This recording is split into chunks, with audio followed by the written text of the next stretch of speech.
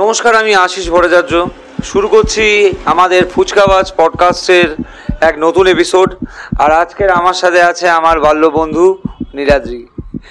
নীলাদ্রি, তোর ব্যাপারে কিছু বল ভাই। আমার নাম নীলাদ্রি ঘোষ। আমি প্রফেশনালি এখন ট্যাক্স কনসালটেন্সি চালাই, একটা আমার নিজস্ব বিজনেস। সেটা হেড অফিসটা সোনারপুরেই, এছাড়া কিছু অফিসেস আরও বাইরে রয়েছে বিভিন্ন জায়গায়। একটা ব্রাঞ্চেস বাড়িপুরে রয়েছে, একটা রাজপুরে রয়েছে, আরও কলকাতার বিশেষ কিছু কিছু জায়গায় আমার আরও কিছু ব্রাঞ্চেস রয়েছে। তো এই নিয়ে একটা ছোটোখাটো ব্যবসা চালাচ্ছি। বেশ কিছু চার্টারদেরকে নিয়ে আমি কাজ করি। আর বিশেষ কিছু নিজের ব্যাপারে বলার নেই, তার কারণ সবটাই আমাদের জানা। এবার আপনাদের সাথে সেটা শেয়ার করার পালা। আর নীলাদ্রি, মানে আমরা খুব ছোটবেলার বন্ধু, 11 একদম মানে স্কুল সময় থেকে আর কি। এবং মানে তোকে যতদূর চিনতাম আমি, মানে এরকম আলোচনা আমাদের হয়নি অবশ্য কখনই। দুজনেই খুব ফাজিল ছিলাম যে মানে বড় হয়ে কী করবো না করব।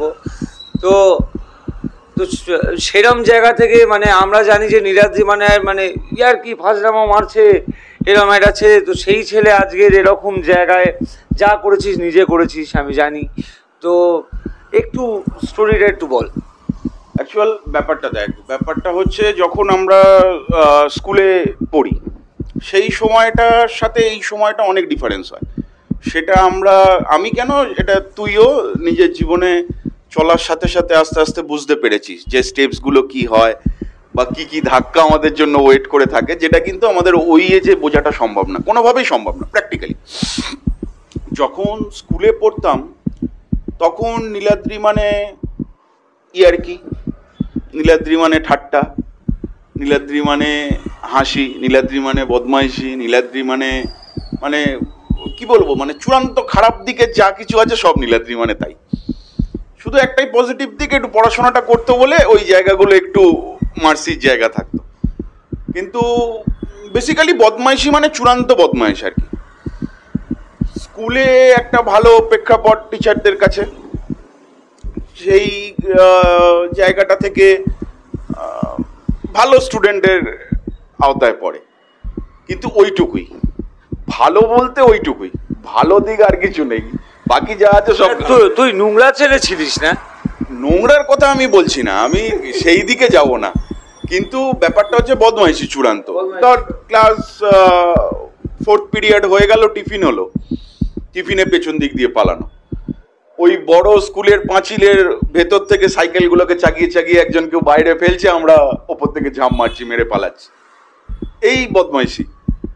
তারপরে হেমন্তদা হেড টিচারের পাশেই বসতেন।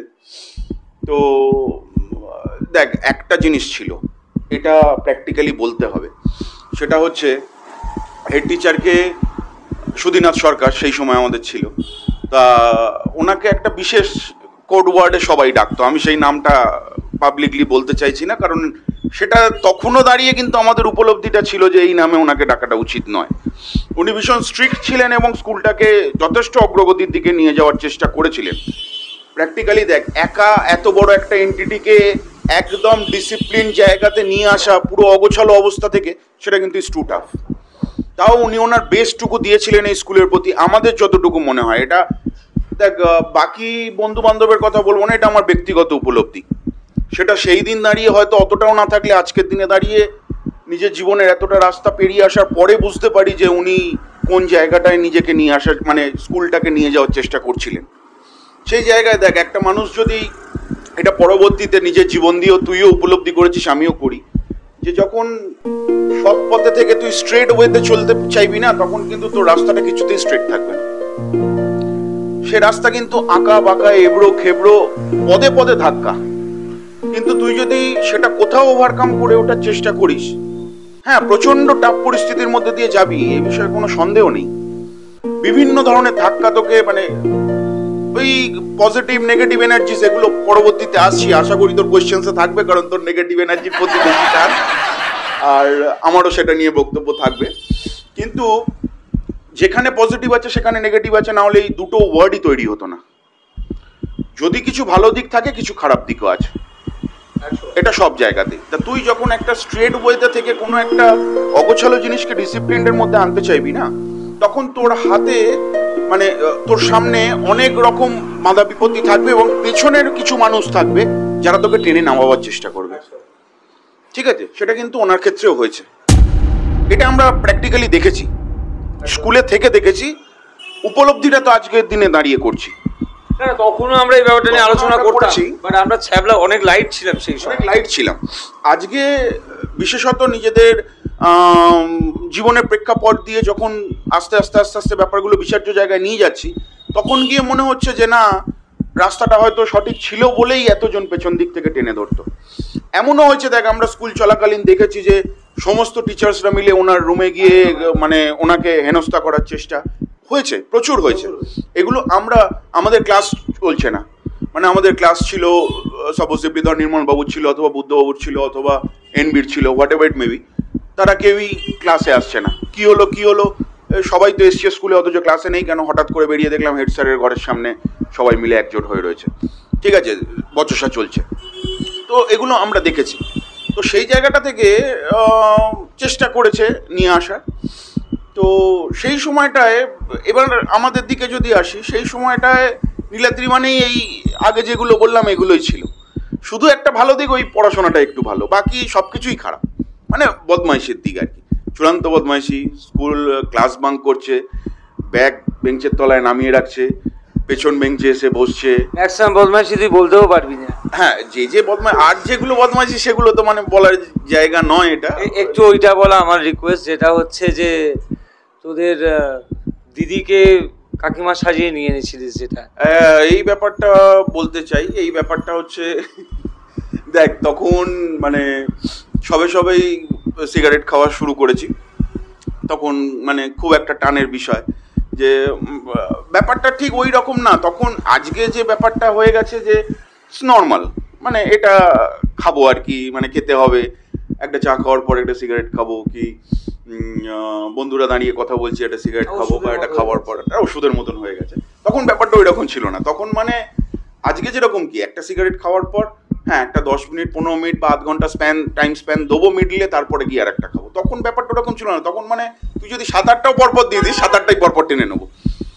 ব্যাপারটা হচ্ছে, যখন মানুষ ছোট থাকে তখন মানুষ চায় বড় হতে, যখন মানুষ বড় হয়ে যায় তখন কিন্তু চায় আবার ছোট হয়ে যেতে। এটা কিন্তু ফ্যাক্ট, একদম। যখন ছোট থাকে তখন তার মধ্যে চিন্তা ভাবনাগুলো থাকে যে এটা কি লাইফ, সারাদিন বই নিয়ে পড়ছি, বাড়ি ফিরছি, বাবা মা আবার পড়াশোনাটাকে হোমওয়ার্কগুলো করে নে, পিটুনি, ছাতার বাড়ি হোক, লাঠির বাড়ি হোক, কঞ্চির বাড়ি হোক, স্কেলের বাড়ি হোক, তো ছেড়ে দে। মানে আমি তো এত খেয়েছি, আমার কথা তো ছেড়েই দে। তো আমাকে পাট করে দিত আর কি বামনি পিটিয়ে। তাহলেও সেই সময়টা একরকম। তখন মনে হতো বাবা মারা কতটা হ্যাপি। বাবা সকালবেলা উঠে পড়াশোনা নেই, স্নান খাওয়া দাওয়া করছে, ঠাকুর প্রণাম করছে, খাওয়া দাওয়া করছে, চলে যাচ্ছে। সারাদিন ব্যবসাপাতি করছে, রাতের বেলা ফিরে আসছে, টাকা ইনকাম করছে। আরে বাপ, পকেটে তো ফুটো করি নেই। কারণ দেখ, আজকালকার দিনের বাবা মার থেকে এই যে সময়টা, আমাদের সময়ের বাবা মারা কিন্তু অন্যরকম ছিল। এটা তুই কিন্তু খুব ভালো করে বুঝতে পারবি। আমাদের সময়টা মোবাইলের এতটা চলাচল ছিল না আজকের যতদূর। আজকে একটা টোডলার, ক্লাস 1, কেজি 1, কেজি 2, ক্লাস 2 এর বাচ্চারা, বিশেষত এই প্যান্ডেমিক সিচুয়েশনে, তারা একদমই ডিপেন্ডেবল হয়ে গেছে মোবাইলের প্রতি। কারণ তাদের online classes, online teaching classes, online school classes, periods, everything, সমস্ত কিছুই অনলাইন। সুতরাং তাদের একটা ডিপেন্ডেন্সি অটোমেটিক্যালি মোবাইলের প্রতি তৈরি হয়ে গেছে। আমাদের সময় না এরকম প্যান্ডেমিক সিচুয়েশন এসছে, আর না মোবাইলও ততোধিকভাবে চালু হয়েছে যতটা আজকের দিনে চালু। তো আমাদের সময় বাবা মা 11-12 আমাদের মাল্টিমিডিয়া সেট হয়তো মানে আমাদের ব্যাচে কারো ছিল না, এক আধজন হাতে গোনা, মানে সেটা হাতে গোনা। তার মধ্যে একজনের নাম মনে পড়ছে, আমাদের নাজির আর দিদার ছিল সেই সময়। হ্যাঁ, মানে এইরকম 2-1জন বলা যায় যে যাদের কাছে এইসব এই সেট থাকতো। আমাদের কাছে তো ছেড়ে দেয় অ্যান্টেনাওয়ালা মোবাইল, ছোট ছোট। তো তো যাই হোক, না ওইগুলোতে মজা ছিল, মজা বিশাল। মানে ওগুলোর যে পেরিয়ে আসার, মানে তখন তুই চিন্তা কর যে আজকের মাল্টিমিডিয়া ফোনে তোর কাউকে টেক্সট করার যা স্পিড, তার থেকে ওই স্পিডে কিন্তু আমাদেরকে ওই বাটনগুলো টিপে টিপে মেসেজ করতে হতো। ওই নোকিয়ার মোবাইল বা ওই রিলায়েন্সের অ্যান্টেনাওয়ালা মোবাইলের কথা তুই চিন্তা করে দেখ, নাম্বার 1-এ আমাদের ওই ডট, কোয়েশ্চেন মার্ক এগুলো থাকতো, নাম্বার 2-তে এবিসি, নাম্বার 3-তে ডিইএফ, মনে পড়ছে? তো এই ধরনের জিনিসগুলো থাকতো। সুতরাং আমাদের বই নিয়ে আসি যেটা লেখার জন্য 2 নাম্বার বাটনটাকে দুবার প্রেস করতে হতো, যেটা আজকের দিনে দাঁড়িয়ে মাল্টিমিডিয়া সেটে কিন্তু আমরা 1 টাচেই ব্যাপারটা হয়ে যাচ্ছে। সেই সময় ছিল না, সেই সময় আমাদেরকে কিন্তু এইরকম ভাবেই টাচ করে করে আনতে হতো। তা সত্ত্বেও ওই সময়টাই ভালো ছিল কোথাও দাঁড়িয়ে মনে হয় আজকের দিনে এসে। তো যেটা বলছিলাম, তো সেদিন দাঁড়িয়ে মনে হতো যে বাবা মার লাইফস্টাইলটা তো অন্যরকম, এদের তো কোনো প্রেশার নেই দেখছি অ্যাজ সাচ। এরা সকালবেলা বেরিয়ে যাচ্ছে, সারাদিন আড্ডা ফুর্তি আর কি ব্যবসাপাতি করছে, সেখানে বন্ধু বান্ধব হ্যান ত্যান, তারপরে ফিরে এসে। আর আমাদের দেখো সারাদিন পড়াশোনা, আঁকা, খেলতে যাওয়া, ওইখানে কোথায় ওই কম্পিটিশন হচ্ছে সেখানে যাওয়া, কোথায় আর্ট কম্পিটিশন হচ্ছে সেখানে আঁকতে নিয়ে যাওয়া মামুনির, কোথায় হাতের লেখা কম্পিটিশন হচ্ছে সেখানে নিয়ে যাওয়া, বিভিন্ন অ্যাক্টিভিটিসের মধ্যে সারাটা দিন জর্জরিত। সেটা পুরো কমপ্লিট করে যখন রাত্রি 9:30 10টায় খাওয়া দাওয়ার পরে বিছানায় শুতাম, তখন মনে হতো বাপরে বাপ, আমার চেয়ে বেশি ক্লান্ত মনে আর কেউ নেই। এটা আমাদের নট অনলি দ্যাট, আমি আশা করি আমার যত বন্ধু বান্ধব ছিল সবারই তার সেই সময় দাঁড়িয়ে চিন্তা ভাবনাটা এটাই। পরবর্তীতে যখন বড় হলাম তখন দাঁড়িয়ে মনে হলো যে না, জীবনটা হয়তো ওটাই ভালো ছিল। কারণ একটাই, তখন অ্যাক্টিভিটি একটাই, পড়াশোনা মেন। আশেপাশের অ্যাক্টিভিটিগুলো আঁকা, খেলাধুলা, কোথাও এমনি কম্পিটিশন, কোথাও তোর স্পোর্টস হচ্ছে সেখানে নাম দেওয়া, এই ধরনের অ্যাক্টিভিটি, এগুলো সাইড অ্যাক্টিভিটি। আজকে দাঁড়িয়ে যখন বাবা মার জায়গাটায় নিজেরা, আজকে দাঁড়িয়ে আমাদের অনেক বন্ধুই সন্তানের মা বাবা, তো আমাদেরও সেই বয়স এসে গেছে। আর আমার তো সংসারটা কোথাও না করেও সংসারী, সে ব্যাপারটায় না ঢুকবো না আজকে। কারণ দেখ, যখন প্রশ্নটা পিছিয়ে আসা জীবন নিয়ে, তাহলে সেই জায়গাটার জীবনে, মানে ফেলে আসা জীবন নিয়ে, সেই জায়গাটার পরিপ্রেক্ষিতে হ্যাঁ একটা বড় জায়গা তাদের আছে বা সেইটা নিয়ম আছে, সেটা নিয়ে খুব স্বল্প সময়ের জন্যই বলবো। তার কারণ ওটা খুব হার্ড টাইম আর কি, মানে সেই জায়গাটা অত বেশি আনতে চাই না। হ্যাঁ, তাদের আশীর্বাদ নিয়ে অবশ্যই চলতে চাই। তো আজকে যখন নিজেদের লাইফে নিজেরা সেই জায়গাটা এসছি, তখন কিন্তু এই অ্যাক্টিভিটির সংখ্যাটা 1 থেকে 100 হয়ে গেছে। তখন দাঁড়িয়ে মনে হচ্ছে তখনকার একটা অ্যাক্টিভিটি হয়তো ভালো ছিল কোথাও দাঁড়িয়ে। আজকের দিনে নট অনলি মানে শুধু পড়াশোনাটা একটা দিক ছিল, আর আজকের দিনে কাজ করো, সকালে বেরাও একদম রুটিন করে, মানে এখানে কোনো জায়গা নেই আর এদিক ওদিক হওয়ার।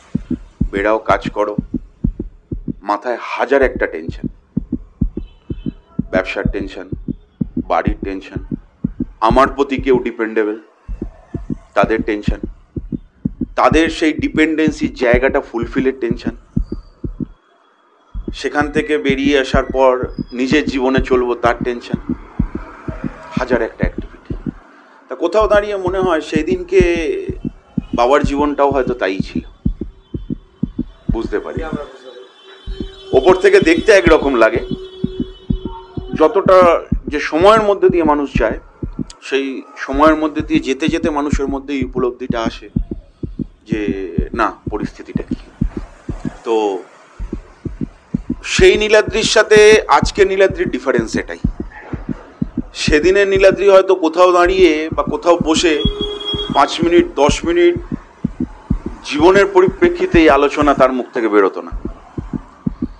যেটা বেরোতো সেটা গালাগালি, সেটা খিস্তি, সেটা ইয়ার্কি, সেটা ঠাট্টা, সেটা বদমাইশির কথা, সেটা গাডার টেনে মারবো কাগজের গুলটি করে নিয়ে, রুমাল এরকম নিয়ে ফাটফাট করে মারবো, তরকারি খেতে খেতে ছুঁড়ে মারবো, সেগুলো সেই সময় নীলাদ্রি। যত সময় এগিয়েছে, যত জীবনের পথে এগিয়ে চলেছি, দেখ সময় জিনিসটা থেমে থাকে না। এটা তোর জন্য থেমে থাকে না, আমার জন্যও থেমে থাকে না, রাস্তায় চলা একটা বিকিরি পাগলের জন্যও থেমে থাকে না। সিমিলারলি যে কোটিপতি, যে অরোরপতি, তাদের জন্য থেমে থাকে না। ও কাউকে স্পেয়ার করে না, সময় সময়ের মতন এগোতে থাকে। আমাদেরকে সময়ের সাথে কোথাও তাল মিলিয়ে নিজেকে চালিয়ে নিতে হয়। তো সেই দিনে নীলাদ্রি, আজকে নীলাদ্রির মধ্যে ডিফারেন্স এটাই। সেই দিনে নীলাদ্রি জীবন নিয়ে এত ভাবেনি, ভেবেছে সবটাই স্রোতের মতন চলছে, আজকেও ভবিষ্যতেও চলে যাবে। আজকে নীলাদ্রির জীবনে চলার পথে এসে এইগুলোই সামনে এসছে। তোর ওই কেসটা একটু বল, ওই দিদিকে যেটা গার্জেন সাজিয়ে এনেছিল, যেটা বলছিলাম, ওটা থেকে পুরোপুরি আলাদা হয়ে গিয়ে অন্য একটা এতে এলাম।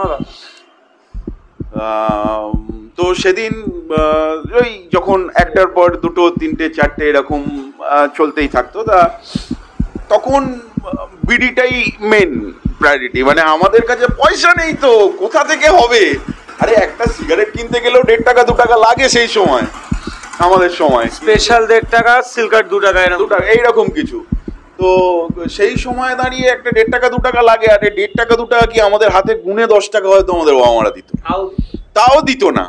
মানে কারুর পকেটে 5 টাকা, কারুর পকেটে 2 টাকাই পড়ে আছে, ঠিক আছে?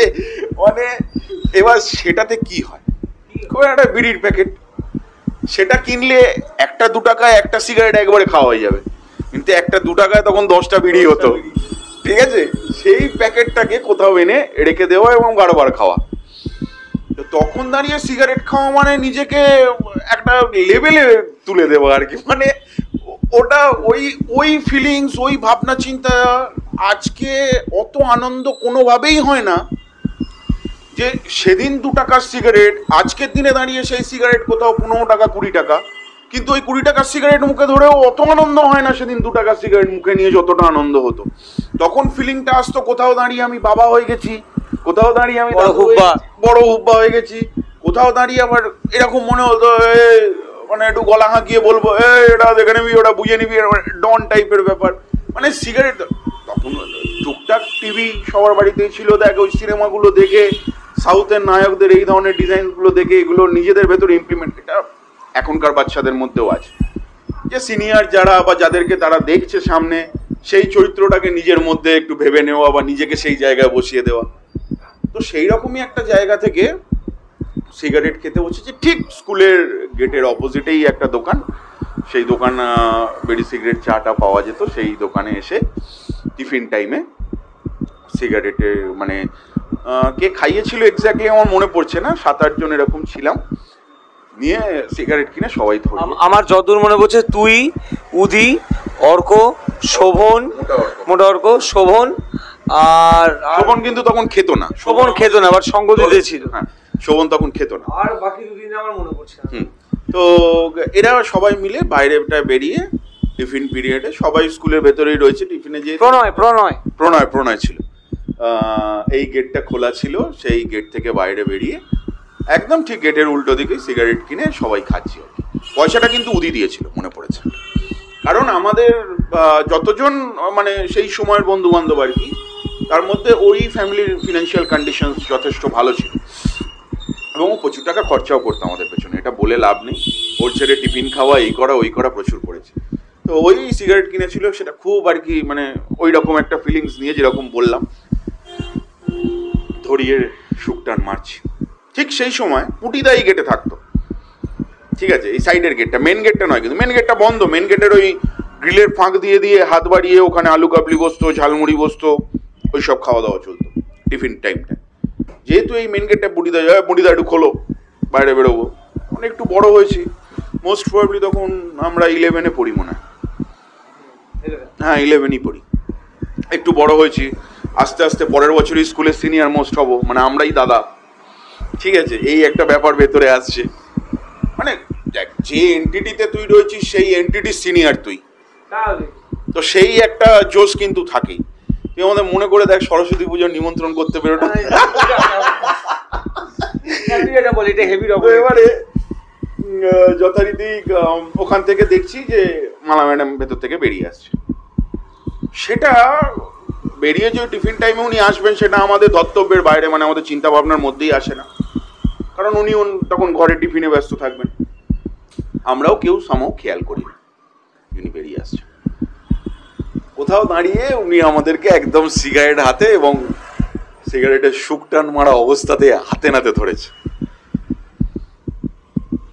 সবাইকে একদম ধরে নিয়ে, মানে সেই সময় যা ছিল, আজকের দিনে আজকের প্রেক্ষাপটে যদি কোনো টিচার এইরকম ভাবে কোনো, আমার মনে আছে তোদের প্রত্যেককে মালা ম্যাডাম রাস্তায় দাঁড়িয়ে অব্দি ঠেঙিয়েছিল। সেটা তো পরে আসছি, মানে এই জায়গাটা, ওই যে জায়গাটা আজকে টিচারের ছেড়ে দে, আজকে টিচারের বক্তব্যের সাথে সাথে তুই পাশাপাশি যে বাচ্চাটাকে মারছে এবং তার ফ্যামিলি, তাদের রিয়াকশনস, এই পুরো ব্যাপারটা নিয়ে কিন্তু ভাবার আছে। সেদিন দাঁড়িয়ে মালা ম্যাডাম যে কাজটা করেছে, 11-এ পড়ি, জাস্ট স্কুলের একদম সিনিয়র মোস্ট জায়গার নিচে স্টেপেই আমরা রাস্তায় দাঁড়িয়ে গালে চড় মারা।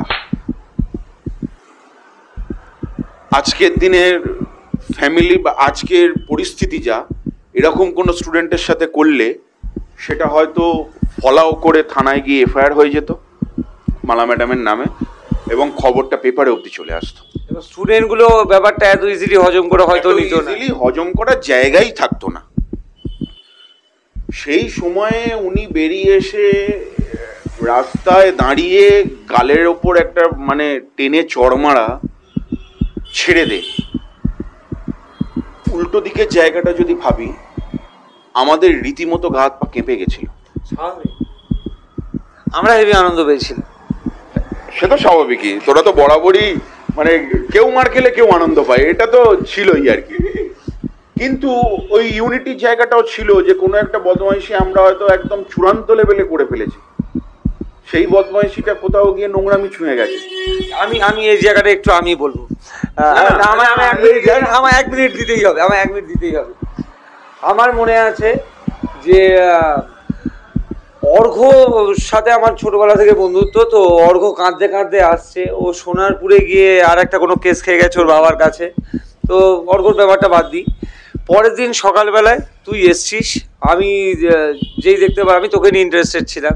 তা আমি আর তুই ভেবে দেখ, মানে আমাদের দীপঙ্কর বাবু ক্লাস 5-এর ক্লাস নিচ্ছে, আমি তুই ঢুকে গিয়ে ক্লাস করিয়েছি, আমরা যা তা করেছি ভাই। হ্যাঁ, তো এবার আমি হঠাৎ দেখছি নীলাদ্রি এবং কাকিমা ঢুকলো, এবং নীলাদ্রি মানে না, এটা কিন্তু ওই মালা ম্যাডাম ওই দিনকে যথারীতি মানলো, প্রত্যেককে নিয়ে গেল, ব্যাগগুলোকে টিচার্স রুমে রেখে দিল। তারপরের দিনের ঘটনা, রেখে দেওয়ার পর হেড স্যারের রুমে নিয়ে গেল। হেড স্যার বললেন যে তোমরা সবাই কালকে বাড়ির গার্জিয়ান নিয়ে আসো, এটা তোমরা একেবারেই ঠিক কাজ করনি।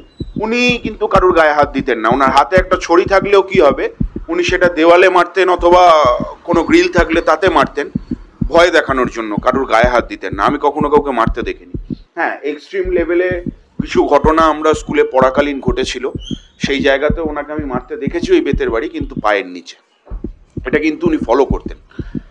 তো উনি যথারীতি ভীষণ ঠান্ডা মানুষও তো ছিলেন, যথারীতি খুব গম্ভীরভাবে বললেন যে এই বয়সে তো এটা করার সঠিক সময় নয়। সেটা তখন দাঁড়িয়ে খুব গায়ে লেগেছিল। ফ্র্যাকশন অফ সেকেন্ডসের জন্য মনে হয়ে গেছিল সবাই যে নামে ডাকে সেটাই উনি, কিন্তু সেটা কোথাও প্রকাশ করতে পারিনি। আজকের দিনে দাঁড়িয়ে উপলব্ধি করি না কথাটা কোথাও ঠিক ছিল। যথারীতি ব্যাগগুলো রেখে দিয়ে গার্জেন কল করলো, মাকে তো জানতিসই তুই, এটা তো বলার জায়গা নেই, মাকে জানতিসই তুই। বাড়িতে গিয়ে যদি কোনোভাবে আমি কথাটা বলি যে গার্জিয়ান কল হয়েছে, কেন হয়েছে বললাম না, একদিনের জন্য জিয়ে রাখলাম, ঠ্যাঙানি 2 দিন খাবো, 1 দিন খাবো, মানে কালকে মা যা গিয়ে জানার পর ঠ্যাঙাক, সেটা একরকম। মানে এখন আমি যদি বলি আজকেও ঠ্যাঙাবে, কালকে শুনে আসার পর আবার ঠ্যাঙাবে, মানে 2বার খেতে হবে, তার থেকে 1বারই খাবো। মিথ্যে কথাটাও যদিও বললাম, মা পরের দিন এসে শোনার পর পাট পাট করে দেবে। মানে বাংলা স্কুল থেকে জগদ্দলে বাড়ি আমার ছিল তখন, আমি থাকতাম আমার মেন বসত বাড়ি যেখানে, সেখানে নিয়ে যেতে এখান থেকে ঠেঙানো শুরু করবে, এই বুড়িপুকুরের রাস্তা দিয়ে রাজপথ দিয়ে বেরিয়ে যেতে বাড়ি অবধি পৌঁছতে পৌঁছে ঠেঙাতে ঠেঙাতেই নিয়ে যাবে। মানে ও ঠেঙানি চূড়ান্ত ঠেঙানি আর কি, খেতে ফেতে দেবে না, এরম ব্যাপার আর কি, বাইরে বার করে দেবে অন্ধকারে। ছোটবেলা থেকেই ভূতের ভয় না, সেটা তো পাই। তো যথারীতি সেই কারণের জন্য ওই ব্যাগটা রেখে স্কুল থেকে বেরিয়ে সাইকেল চালিয়ে যেতে যেতে মাথাতে কত পরিকল্পনা করতে হয়েছে যে কিভাবে এই ব্যাপারটা ম্যানেজ দেওয়া যায়। আমার দাদুর খুব ছোটবেলার বন্ধু, ওইটাই বলছি, আমার দাদুর খুব ছোটবেলার বন্ধু কালীতলায় থাকতেন, কালীতলার দাদু বলতাম, একদম ফ্যামিলি রিলেশন। দাদুর বডি বিল্ডিং থেকে শুরু করে এভরিথিং ওনার সাথেই আর কি। আর সেই সময় বডি বিল্ডিং মানে যারা আয়রন করতো প্রচুর খেত আর কি। এটা তো মানে ওদের কাছে 2-3 লিটার দুধ একবারে খেয়ে নেওয়া বা 1-2 কিলো মাংস একবারে খেয়ে নেওয়া কোনো ব্যাপার ছিল না ওই মানুষগুলোর ক্ষেত্রে। আমি দেখেছি প্র্যাকটিক্যালি ছোটবেলায়। তো দাদু মারা গেছিলেন ক্লাস 4-এ পড়াকালীনই, কিন্তু বন্ধু বেঁচে ছিলেন আর কি। দাদুর বন্ধু, বন্ধুর ওয়াইফ এবং তাদের 2 ছেলে মেয়ে, সেই সূত্রেই আমরা পিসি কাকা এরকম ডাকতাম আর কি, একদম ফ্যামিলি রিলেশন। সেই পিসির কাছে টিউশনই পড়তাম। আজকে পিসি আর নেই, বেঁচে নেই, যাই হোক। তো মুনা পিসি, সারাক্ষণ বুদ্ধি খাটিয়ে কিছু বার করতে পারলাম না। যেহেতু অনেকটা বড় হয়েছি, ক্লাস 11-এ পড়ি, ছোটোখাটো বদমাইশির কিছুটা ধর মুনা পিসির জানা পরিচিতর মধ্যে ছিল বদমাইশিগুলোর দিক। অনেক মাথা খাটিয়ে বার করলাম যে কোথাও মুনা পিসিকে বলতে হবে। মুনা পিসিকে বলবো বলে ভেবেও বললাম যে না, ব্যাপারটা অন্যরকম হয়ে যাবে। কোনো একদিন মুনা পিসির কাছে পড়া পারলাম না, এই খবরটাই মার কাছে চলে যাবে। মানে স্টেপে স্টেপে পিটুনি খেতে হবে আমাকে আর কি। তখন আবার পড়া না পারা, স্কুলে গার্জিয়ান কল, স্কুলের সামনে দাঁড়িয়ে সিগারেট খাওয়া, এতটা উদ্ধত্ত। মানে এই 3টে যদি একসাথে পড়ে আমার জীবন শেষ। পিসিকেও বলা যাবে না। অনেক বুদ্ধি খাটাচ্ছি কি করা যায়, কি করা যায়। সম্রাট বলে একটি ছেলে আমার মায়ের কাছে পড়তো, আমার মা টিউশনি পড়াতো প্রচুর ছেলে মেয়েকে। তারা আজকে বড় বড় জায়গায় প্রতিষ্ঠিত, এবং এই পরিপ্রেক্ষিতে আমি একটা কথা বলবো যে তারা মাকে কোন আসনে রেখেছে, তোকে একটা ছবিও দেখাবো আমি, এটা দেখানোটা খুব জরুরি মনে হয়। তো যাই হোক, সম্রাট বলে একটি ছেলে আমার মার কাছে পড়তো। সম্রাটের মাই আমাদের বাড়িতে কাজ করতো, কাকি।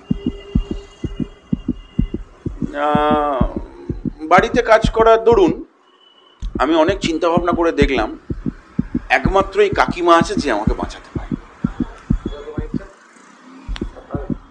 যে আমাকে বাঁচাতে পারে। তো কি করব, বিকালে রাতে রুটি করতে আসবে, আমি একদম প্ল্যান ছকে নিলাম। মানে যেতে যেতে বাড়িতে গেলাম যথারীতি। মা, ব্যাগ কোথায়? ব্যাগ মুনা পিসির বাড়ি। মানে এবার মিথ্যেগুলো একদম সাজানো হয়ে গেছে তো ভেতরে, প্র্যাকটিক্যালি আমি এখান থেকে বেরিয়ে যাব, সেই প্ল্যান পুরো রেডি হয়ে গেছে। মুনা পিসির বাড়ি, সন্ধ্যেবেলা পড়া আছে, এই না সরি, সন্ধ্যেবেলা পড়া নেই, কাল সকালে পড়া আছে, পড়ে নিয়ে ওখান থেকে ব্যাগ নিয়ে স্কুল চলে যাবো। একদম রেডি হয়ে বাড়ি থেকে আসবো, পড়বো, পিসির বাড়িতেই খাওয়া দাওয়া করবো, করে স্কুল ঢুকে যাবো। ঠিক আছে, বাড়ি ম্যানেজ।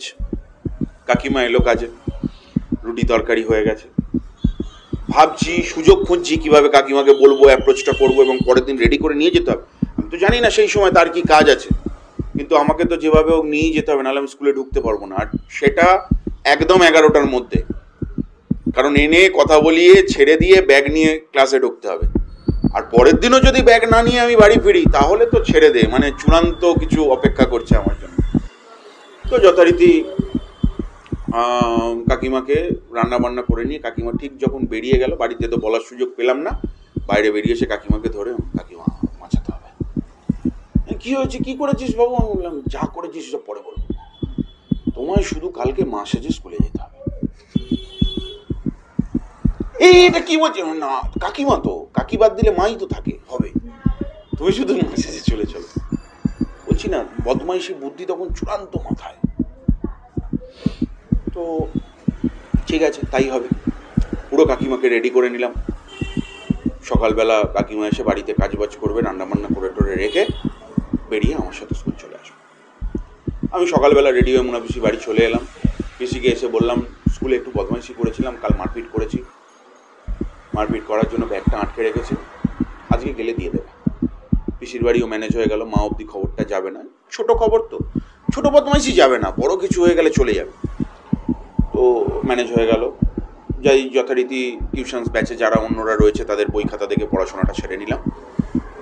নিয়ে ওখান থেকে রেডি হয়ে ঠিক একদম ডট 10:30 কালীতলা মোড়ে কাকিমার সাথে মিট হবে, একদম পুরো সেট করে রাখ। যথারীতি কাকিমাও চলে এলো। এরপরের ঘটনাটা তো তোরও জানা, তোরা খুব সন্দেহের দৃষ্টিতে আমার দিকে দেখছিলি যখন নিয়ে ঢুকছিলাম, কিন্তু আমিও কিছু বলতে পারিনি, হাসিও পাচ্ছিল, হাসতেও পাচ্ছিলাম না। খুব সিরিয়াসভাবে ব্যাপারটাকে মিটিয়ে নিই, তারপর তোদের সাথে বসে হাই ও হবে সেটা পরের প্রশ্ন। মানে আমার মনে আছে যে কিন্তু সেই সময় যদি তুই এটা জানতে পারতিস, আমি একদম শিওর যে তুই এটা কি মালা ম্যাডামের কানে দিয়ে দিয়েছিস ওটার মা নয়। হ্যাঁ, এটা তুই করতিস। মানে এটা যদি আমি আগে বলতাম, আমি তো জানি তোরা কিরকম, মানে আমরা কিরকম ছিলাম আর কি।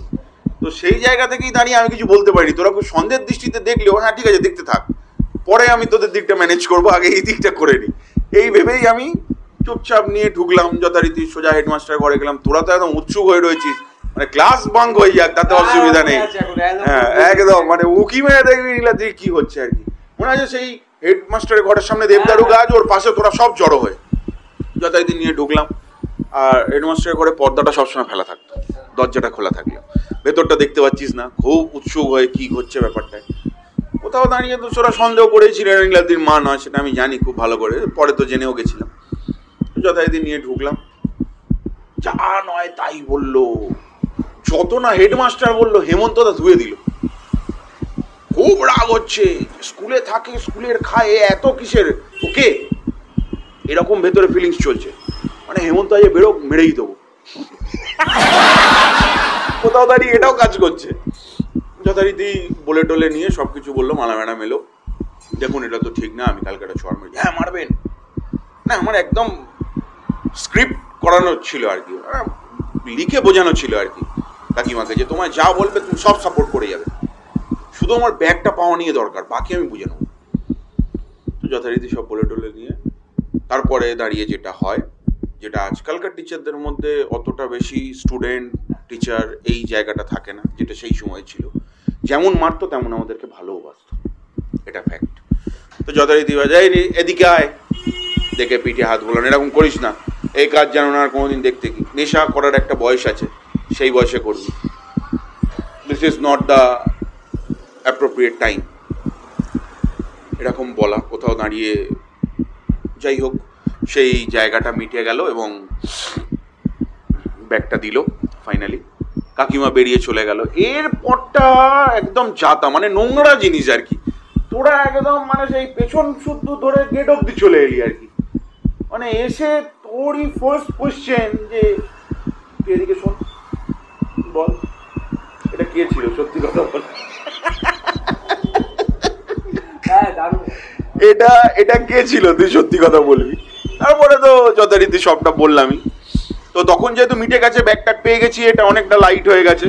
তো এইরকম নট অনলি দ্যাট একটা ঘটনা, এরকম বহু ঘটনা আমাদের স্কুলে আছে যেটা নিয়ে মানে বদমাইশির শেষ নেই। আমরা 5-6 ঘন্টার এপিসোডেও যদি মানে আমাদের খজরামোর কেসগুলো যদি বলতে থাকি, না এটাতে তুই মানে যদি আমাদের পুরো এন্টায়ার স্কুল লাইফ নিয়ে কখনো আলোচনায় বসি, আর তাহলে সেই আলোচনাটা কোথাও গিয়ে 10-12 ঘন্টার এপিসোড হবে।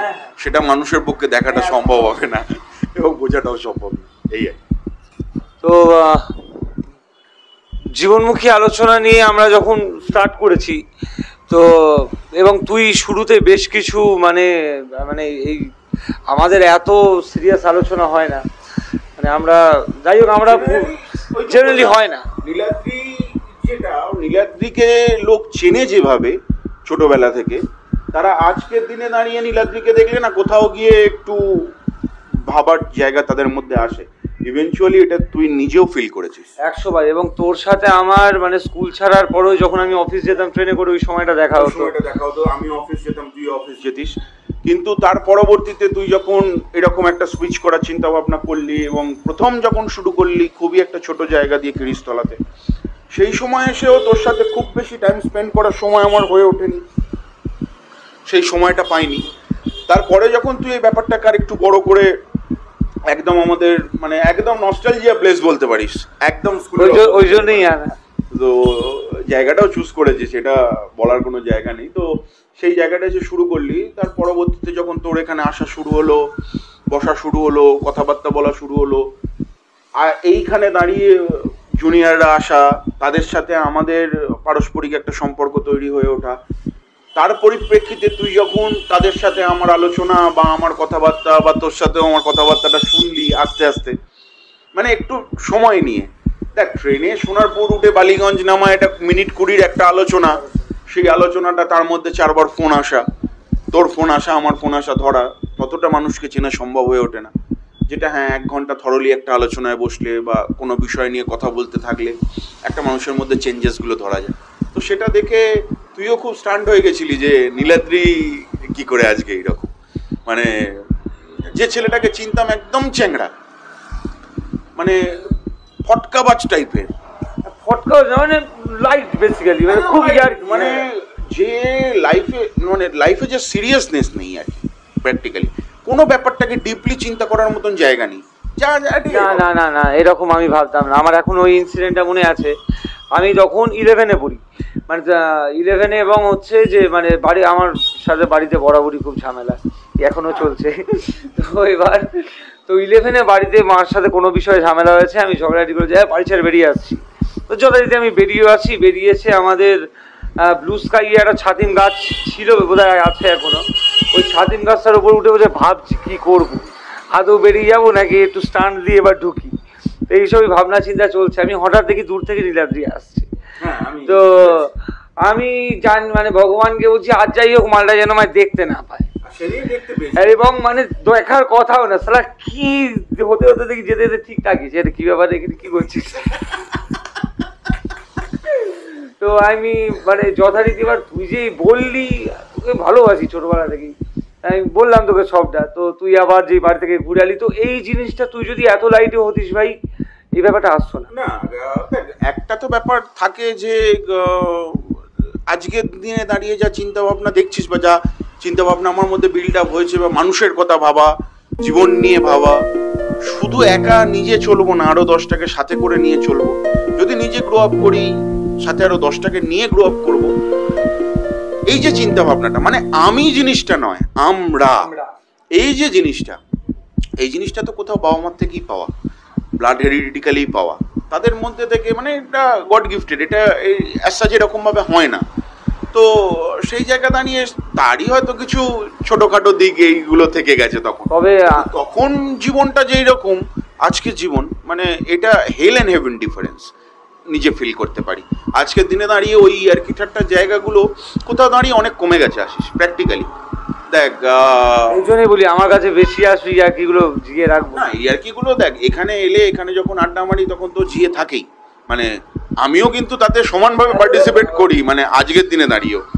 কিন্তু কোথাও দাঁড়িয়ে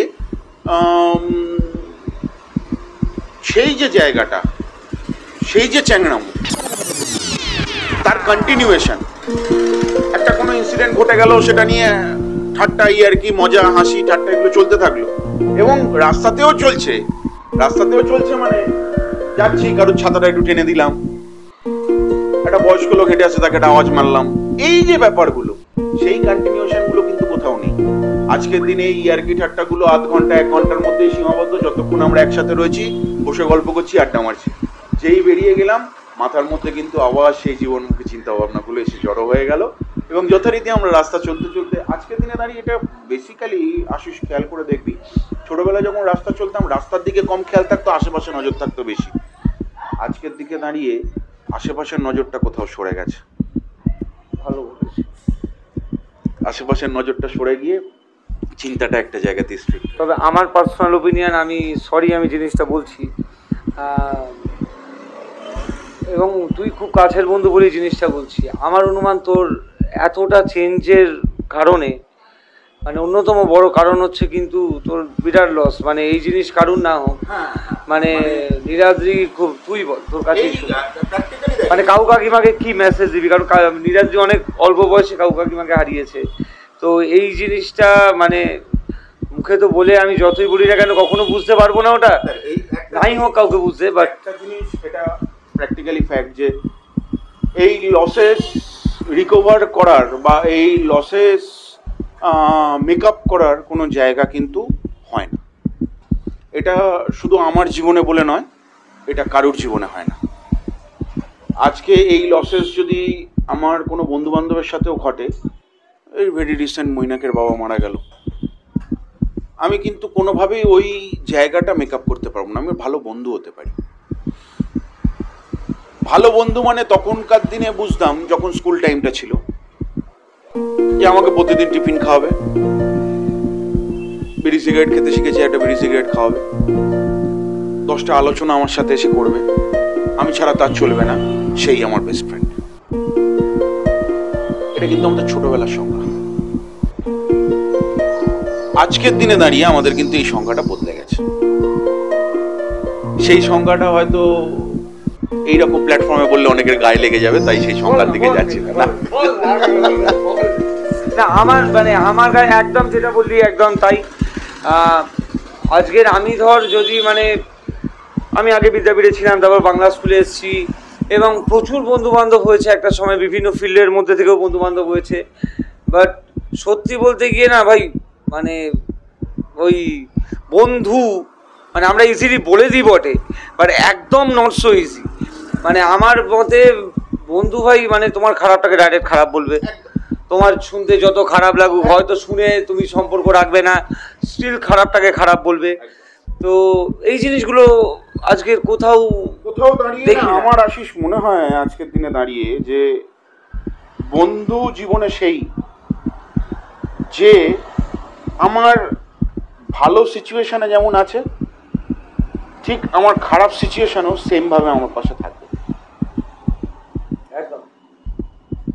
আমি যেমন তার খারাপ সময়টায় ছিলাম, তেমন তার ভালো সময়টাতেও থাকবো।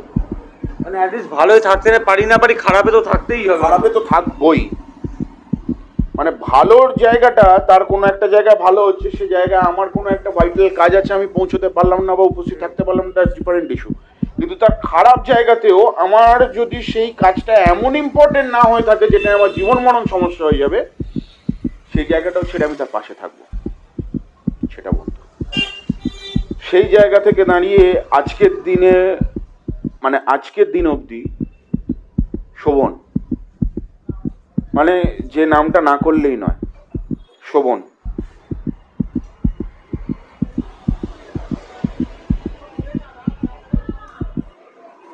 আরেকটা জীবনের বড় বন্ধু পেয়েছি অনেক জীবনে পরে এসে, বলবো সে বিষয়ে কথা, কারণ তার ব্যাপারটা না বললে আমার জীবনটা অসমাপ্ত আজকের দিনে দাঁড়িয়ে।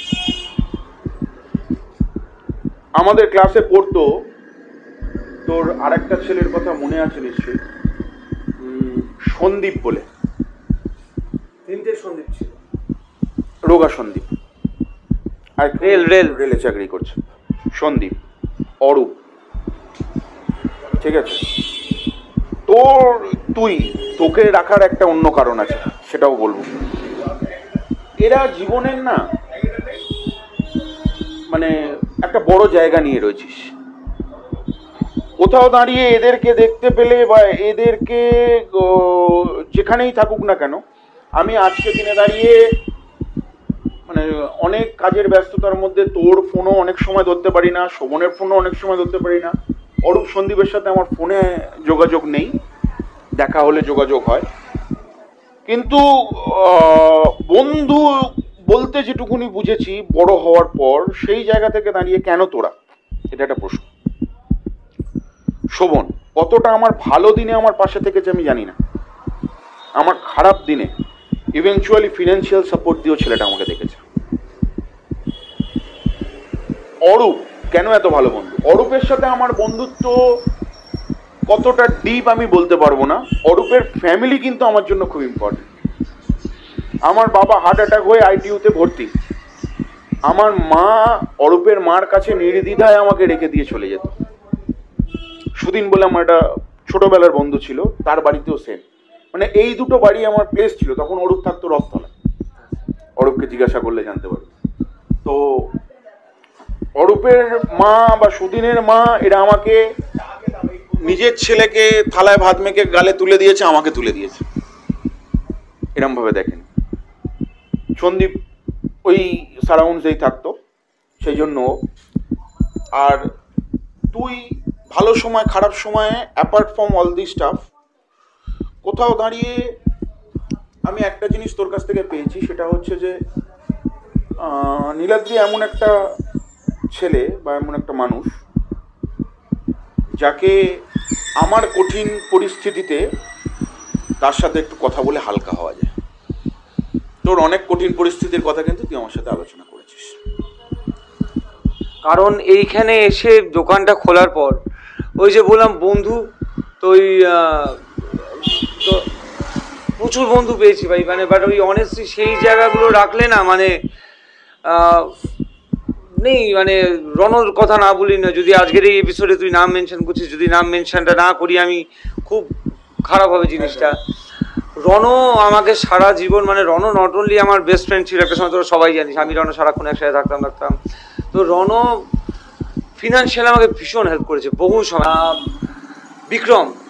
বিক্রমকে আমি আমার সুখের সময় হয়তো অত পাইনি, কিন্তু ক্লাস 12 থেকে 11 থেকে ধর যখনই কোনো খারাপ কিছু সময় যখনই এসছে বিক্রম এসছে। সে ধর প্রেমের সময় আমার 2.5-3 মাস দেখা সাক্ষাৎ নেই, যা হয় আর কি ওই বয়সে। তো আমি প্রচণ্ড ভেঙে পড়েছি। আমি এমনি একদম ভাঙা ছেলে নয়, তোরা জানিস আমায়। তো বিক্রম আমাকে বলছে, এবং বিক্রম কিন্তু যথেষ্ট ভীতু আমাদের তুলনায়। মানে আমরা সেই সময় যথেষ্ট ডানপিটে ছিলাম, বিক্রম যথেষ্ট ভীতু। বিক্রম আমায় বলছে, মানে তখন আমরা ফার্স্ট ইয়ার 12-এ পড়ি, রাত্রির 11টার সময়, আই ফালতু তুই ভাবছিস চ আমার সাথে। ও নিয়ে গিয়ে কারুর বাড়ি গিয়ে কান পাতা, আমি আরও সব ডিটেলে বলছি না। তো আমার পক্স হয়েছে বিক্রমের সাথে, আমার তখনও সেই সম্পর্ক নয়, বাট ছেলেটা রোজ এসে ঘন্টার পর ঘন্টা আমার পাশে বোঝা যায়। আমি ভাই তোর পক্স হয়ে যাবে, কী হবে। তো এই এই এই জিনিসগুলো, তো এগুলো রিসেন্টলি মানে তোর সাথে আমার ভীষণ ভালো কথা হয়, গল্প টল্প হয়। আর তোর সাথে আমার ওই যে কিছু স্মৃতি বাংলা স্কুলে রয়ে গেছে, যেই স্মৃতিগুলো সারা জীবন মনে থাকার মতো। কিন্তু এই স্মৃতিগুলো এমনই স্মৃতি, আমি দুঃখিত আমি বলতে পারবো না, কিন্তু এর কারণেই আমাদের বন্ধুত্বটা এতটাই ডিপ হতো। দুঃখিত আমি ওগুলো বলতে পারবো না। ক্লাস 5 থেকে 10 পর্যন্ত বিদ্যাপীঠে পড়ার যে অনুভূতি, তার থেকে 2 বছরে বাংলা স্কুলের অনুভূতি এনি ডে অনেক বেশি। কারণ অনেক কিছু আছে বাংলা স্কুল আমার মনে হয়, কারণ অনেক একদম মানে বাংলা স্কুল আমাদেরকে অনেক কিছু দিয়েছে, অনেক কিছু কেড়েছে হয়তো অল্প না, আমার কিচ্ছু কারেনি বা হ্যাঁ বাংলা স্কুল কারেনি কিচ্ছু মানে কিচ্ছু জায়গা নেই কারেনি। মানে আমাদের কোনো ড্রব্যাকস নেই বাংলা স্কুলে আর কি বলতে গেলে, শুধু দিয়ে গেছে। আমি 6 বছর বিদ্যাপীঠ মনে থাকে না আমার, আমি বলছি তো। মানে এক হচ্ছে মানে আর ফার্স্ট হওয়ার ওই ব্যাপারটা ছিল ছোটবেলা থেকে, বা আমার সব ছিল ছেলে ফার্স্ট হবে ওই জায়গাটা। বাংলা স্কুলে এসে প্রেম, তারপর হচ্ছে মানে ছ্যাঁচড়ামোর সেই শিখা, এবং মানে কি বলবো চূড়ান্ত লেভেল মানে প্লাস মানে ভদ্র দিকটাও, মানে ওই যে জিনিসটা শুরুতে বলি। আমি অনেক কারণের জন্য বলেছি দুটোকে আমরা খুব ব্যালেন্স করে চলতাম আমাদের জীবনে, যথেষ্ট মানে পড়াশোনার দিকটা ব্যালেন্স করতাম এবং সাথে পাশাপাশি এই দিকটা, এই দুটো দিক আমরা ভীষণ ব্যালেন্স করে চলেছি এবং চলেছি বলেই হয়তো বাংলা স্কুল থেকে আমরা অনেকটা পেয়েছি। এবারে বাবা মার দিকটা দেখ, আজকে আমার জীবনে ওই জায়গা থেকে এই জায়গায় আসা, হ্যাঁ সেটা বলতে পারিস বাবা মার জন্য তো অবশ্যই, কারণ এত কম বয়সে এটা এক্সপেক্টেড ছিল না এরকম কিছু ঘটবে বলে। কিন্তু mentally to some extent somehow আমি কোনো জায়গা থেকে প্রিপেয়ার ছিলাম যে এই দিন আমার জীবনে আসতে চলেছে। বাইরে থেকে দেখে হয়তো আমাকে চট করে বুঝতে পারবি না বা বোঝাটা সম্ভবও নয়, না হলে আমি ভীষণ টাফ কন্ডিশনের মধ্যে দিয়ে কিন্তু আজও চলছিও।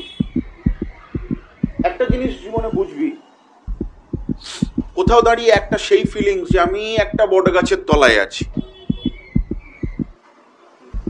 যত রোদই হোক রোদটা আমার গায়ে পড়বে না, আমি ঠান্ডাই তব।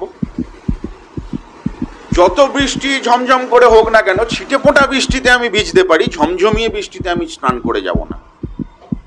এটাই তো বটগাছের ছাওয়া। এক্সিস্টেন্স থাকুক না থাকুক, দূরে থাকুক যোগাযোগ না থাকুক, যাই থাকুক, গাছটা স্টিল এক্সিস্ট করছে। আর সেই এক্সিস্টেন্স মুছে গিয়ে পরবর্তী জেনারেশনটা কারুর বটগাছ হয়ে যাওয়া,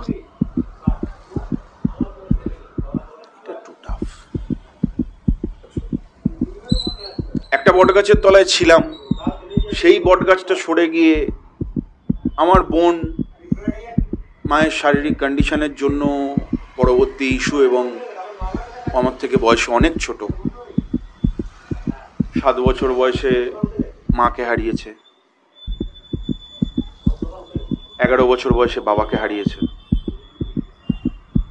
আমি তো পেয়েছি তবুও জীবনে, ও সেই না পাওয়ার জায়গাগুলো রয়ে গেছে। মায়ের কাছ থেকে না পাওয়াটা মা চলে যাওয়ার পরবর্তীতে কিছুটা বাবার কাছ থেকে মিটিয়েছে। বাবার চলে যাওয়াটা ওর কাছে একটা বড় ধাক্কা হয়ে এসেছে। দুজনেই অফ হয়ে যাওয়ার পর ওর তো এখন সেই বয়সটা নয় যে ও কিছু করবে বা করার চিন্তা ভাবনা করবে।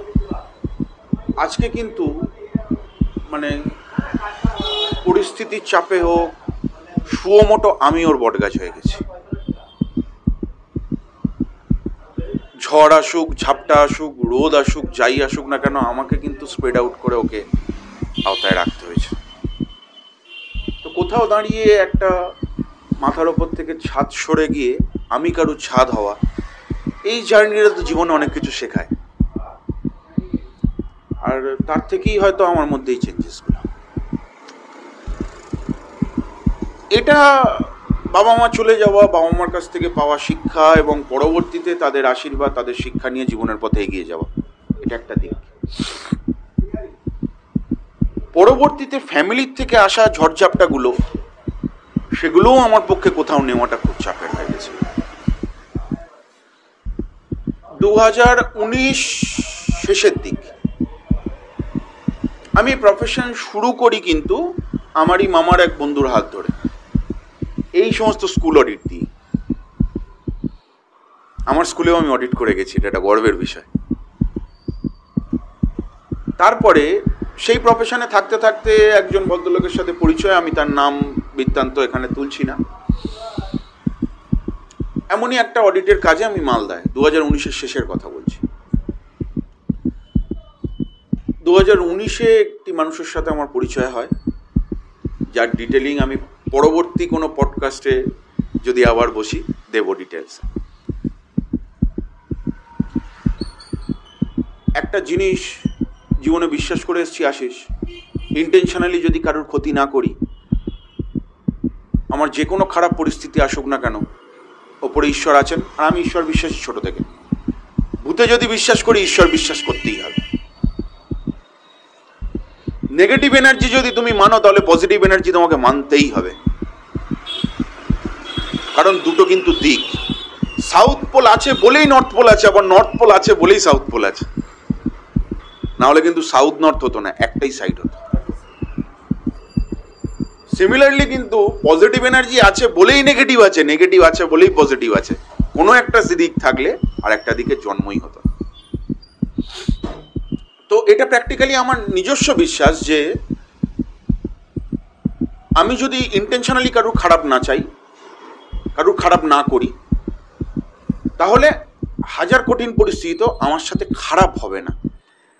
টালমাটাল, ঝামেলা, ঝঞ্ঝাট, অসুবিধে হতে পারে সাময়িক, এটাকে কাটিয়ে উঠতে পারলে কিন্তু আমার একটা স্মুথ বই আমার জন্য ওয়েট করছে।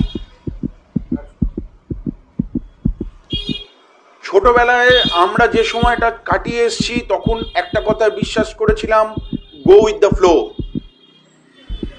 যেদিকে জোয়ার বইছে সেদিকে বউ। যেদিকে আমাদের পাল্লা ভারী থাকতো আমরা সবাই সেদিকে থাকতাম। স্কুল লাইফ থেকে বেরিয়ে কলেজ লাইফ, কলেজ লাইফ থেকে বেরিয়ে ইউনিভার্সিটি লাইফ, তারপর প্রফেশনাল লাইফ, এর সাথে পারিবারিক জীবন, পুরোটার প্রত্যেক কটা ধাক্কার মধ্যে দিয়ে যেতে যেতে যেতে যেতে তোর মধ্যে কেন আজকে প্রতিটা মানুষের মধ্যে স্বীকার করুক না করুক একটা উপলব্ধি এসেই গেছে, গো উইথ দ্য ফ্লো, সময়টা চলে গেছে। এখন রাস্তাটা গিয়ে কোথাও দুটো ভাগ হয়ে যদি আমি দেখি যে সঠিক পথ বাঁদিক, সবাই যদি ডান দিকেও হাঁটে, আমি কিন্তু বাঁদিকেই যাবো, পেছনে তাকিয়ে দেখবো কেউ নেই, কিচ্ছু যায় আসে না। গোবিন্দা ফ্লো ভেবে দেখ আমাদের মোটামুটি কলেজের পরপরই চলে গেছে। ফ্যাক্ট, আমি স্কুল ছাড়ার পরে, আমি আরো আগে থেকেই বললাম, হ্যাঁ অ্যাকচুয়ালি মানে স্কুল ছাড়ার পরেই ব্যাপারটা চলে গেছে। স্কুল অবধি কিন্তু আমাদের গো উইথ দ্য ফ্লো ছিল, মানে যেদিকে পাল্লা ভারী আমরা সেদিকেই যাব। কিন্তু এই বললাম স্কুল লাইফ, পরবর্তী কলেজ লাইফ, তারপর ইউনিভার্সিটি লাইফ, তারপর প্রফেশনাল লাইফ, সাথে পারিবারিক জীবন, এই পুরোটাকে যদি তুই সব একসাথে নিয়ে দেখিস, তাহলে কোথাও গিয়ে দাঁড়িয়ে রাস্তাটা যদি দুভাগ হয়ে যায়, বাঁদিকের রাস্তাটাই সঠিক রাস্তা তুই জানিস, সে রাস্তাতে তোকে যদি একা হাঁটতে হয়, তোর পেছনে কেউ নেই, তুই সে রাস্তাতেই হেঁটে যাচ্ছিস, ডান দিকের রাস্তায় কিন্তু বাকি 100 জন চলে গেল, তুই জানিস এই রাস্তাটা সঠিক, ওটা গিয়ে কোথাও শেষ হচ্ছে, গাড্ডায় পড়বে, এটা গিয়ে এবার এই রাস্তায় চলতে গিয়ে মানে তোকে হাজার সমস্যার মুখোমুখি হতে হবে, কিন্তু তোকে একাই সেটা সামাল দিয়ে নিয়ে চলতে হবে। বন্ধু বান্ধব, ওয়েল উইশার, ফ্যামিলি পার্সন যারা ভালো চায়, নিজের স্ত্রীও টু সাম এক্সটেন্ট সমস্যায় পাশে থাকবে, মেন্টাল সাপোর্ট দেবে, ফিনান্সিয়াল সাপোর্ট দেবে, সব কিছু দেবে।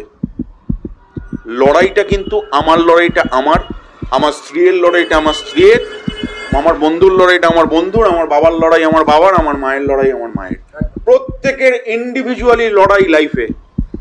এটা যদি কেউ বলে হাতে হাত মিলিয়ে লড়ছে, আমি মানবো না, আমি মানবো না। সেখানে মেন্টাল সাপোর্ট আছে, সেখানে ফিনান্সিয়াল সাপোর্ট আছে, সেখানে এভরিথিং আছে, সামাও লড়াইটা কিন্তু আমার। আজকে মানে খুব পরিষ্কার যদি একটা এক্সাম্পল দিয়ে তুই এই জিনিসটাকে আরো সহজ সরলভাবে বোঝাতে বলিস, তাহলে আজকে একটা বাইক নিয়ে আমি রাস্তায় বেরিয়েছি, হতে পারে আমি এখান থেকে বোসপুকুর মোড়ে যাওয়ার পথে আমার একটা অ্যাক্সিডেন্ট হলো, সেই অ্যাক্সিডেন্টে আমার পাটা কেটে গেল, কি পাটা ভেঙে গেল। আমার স্ত্রী কিন্তু, আমার বন্ধু বান্ধব, আমার ওয়েল উইশারটা কিন্তু সাথে সাথে খবর পেয়ে ওখানে চলে এলো, সবাই আমাকে সাথে করে নিয়ে ডাক্তারখানায় গেল, ডাক্তার দেখালো, ওষুধপত্র দিল, পায়ে প্লাস্টার করিয়ে দিল, সব করিয়ে দিল। যন্ত্রণা কিন্তু শালা ভুগতে হবে আমাকেই। আমি প্র্যাকটিক্যাল কথা বলছি, এটা কিন্তু মানে তুই যদি চিন্তা করিস, এটা ফ্যাক্ট।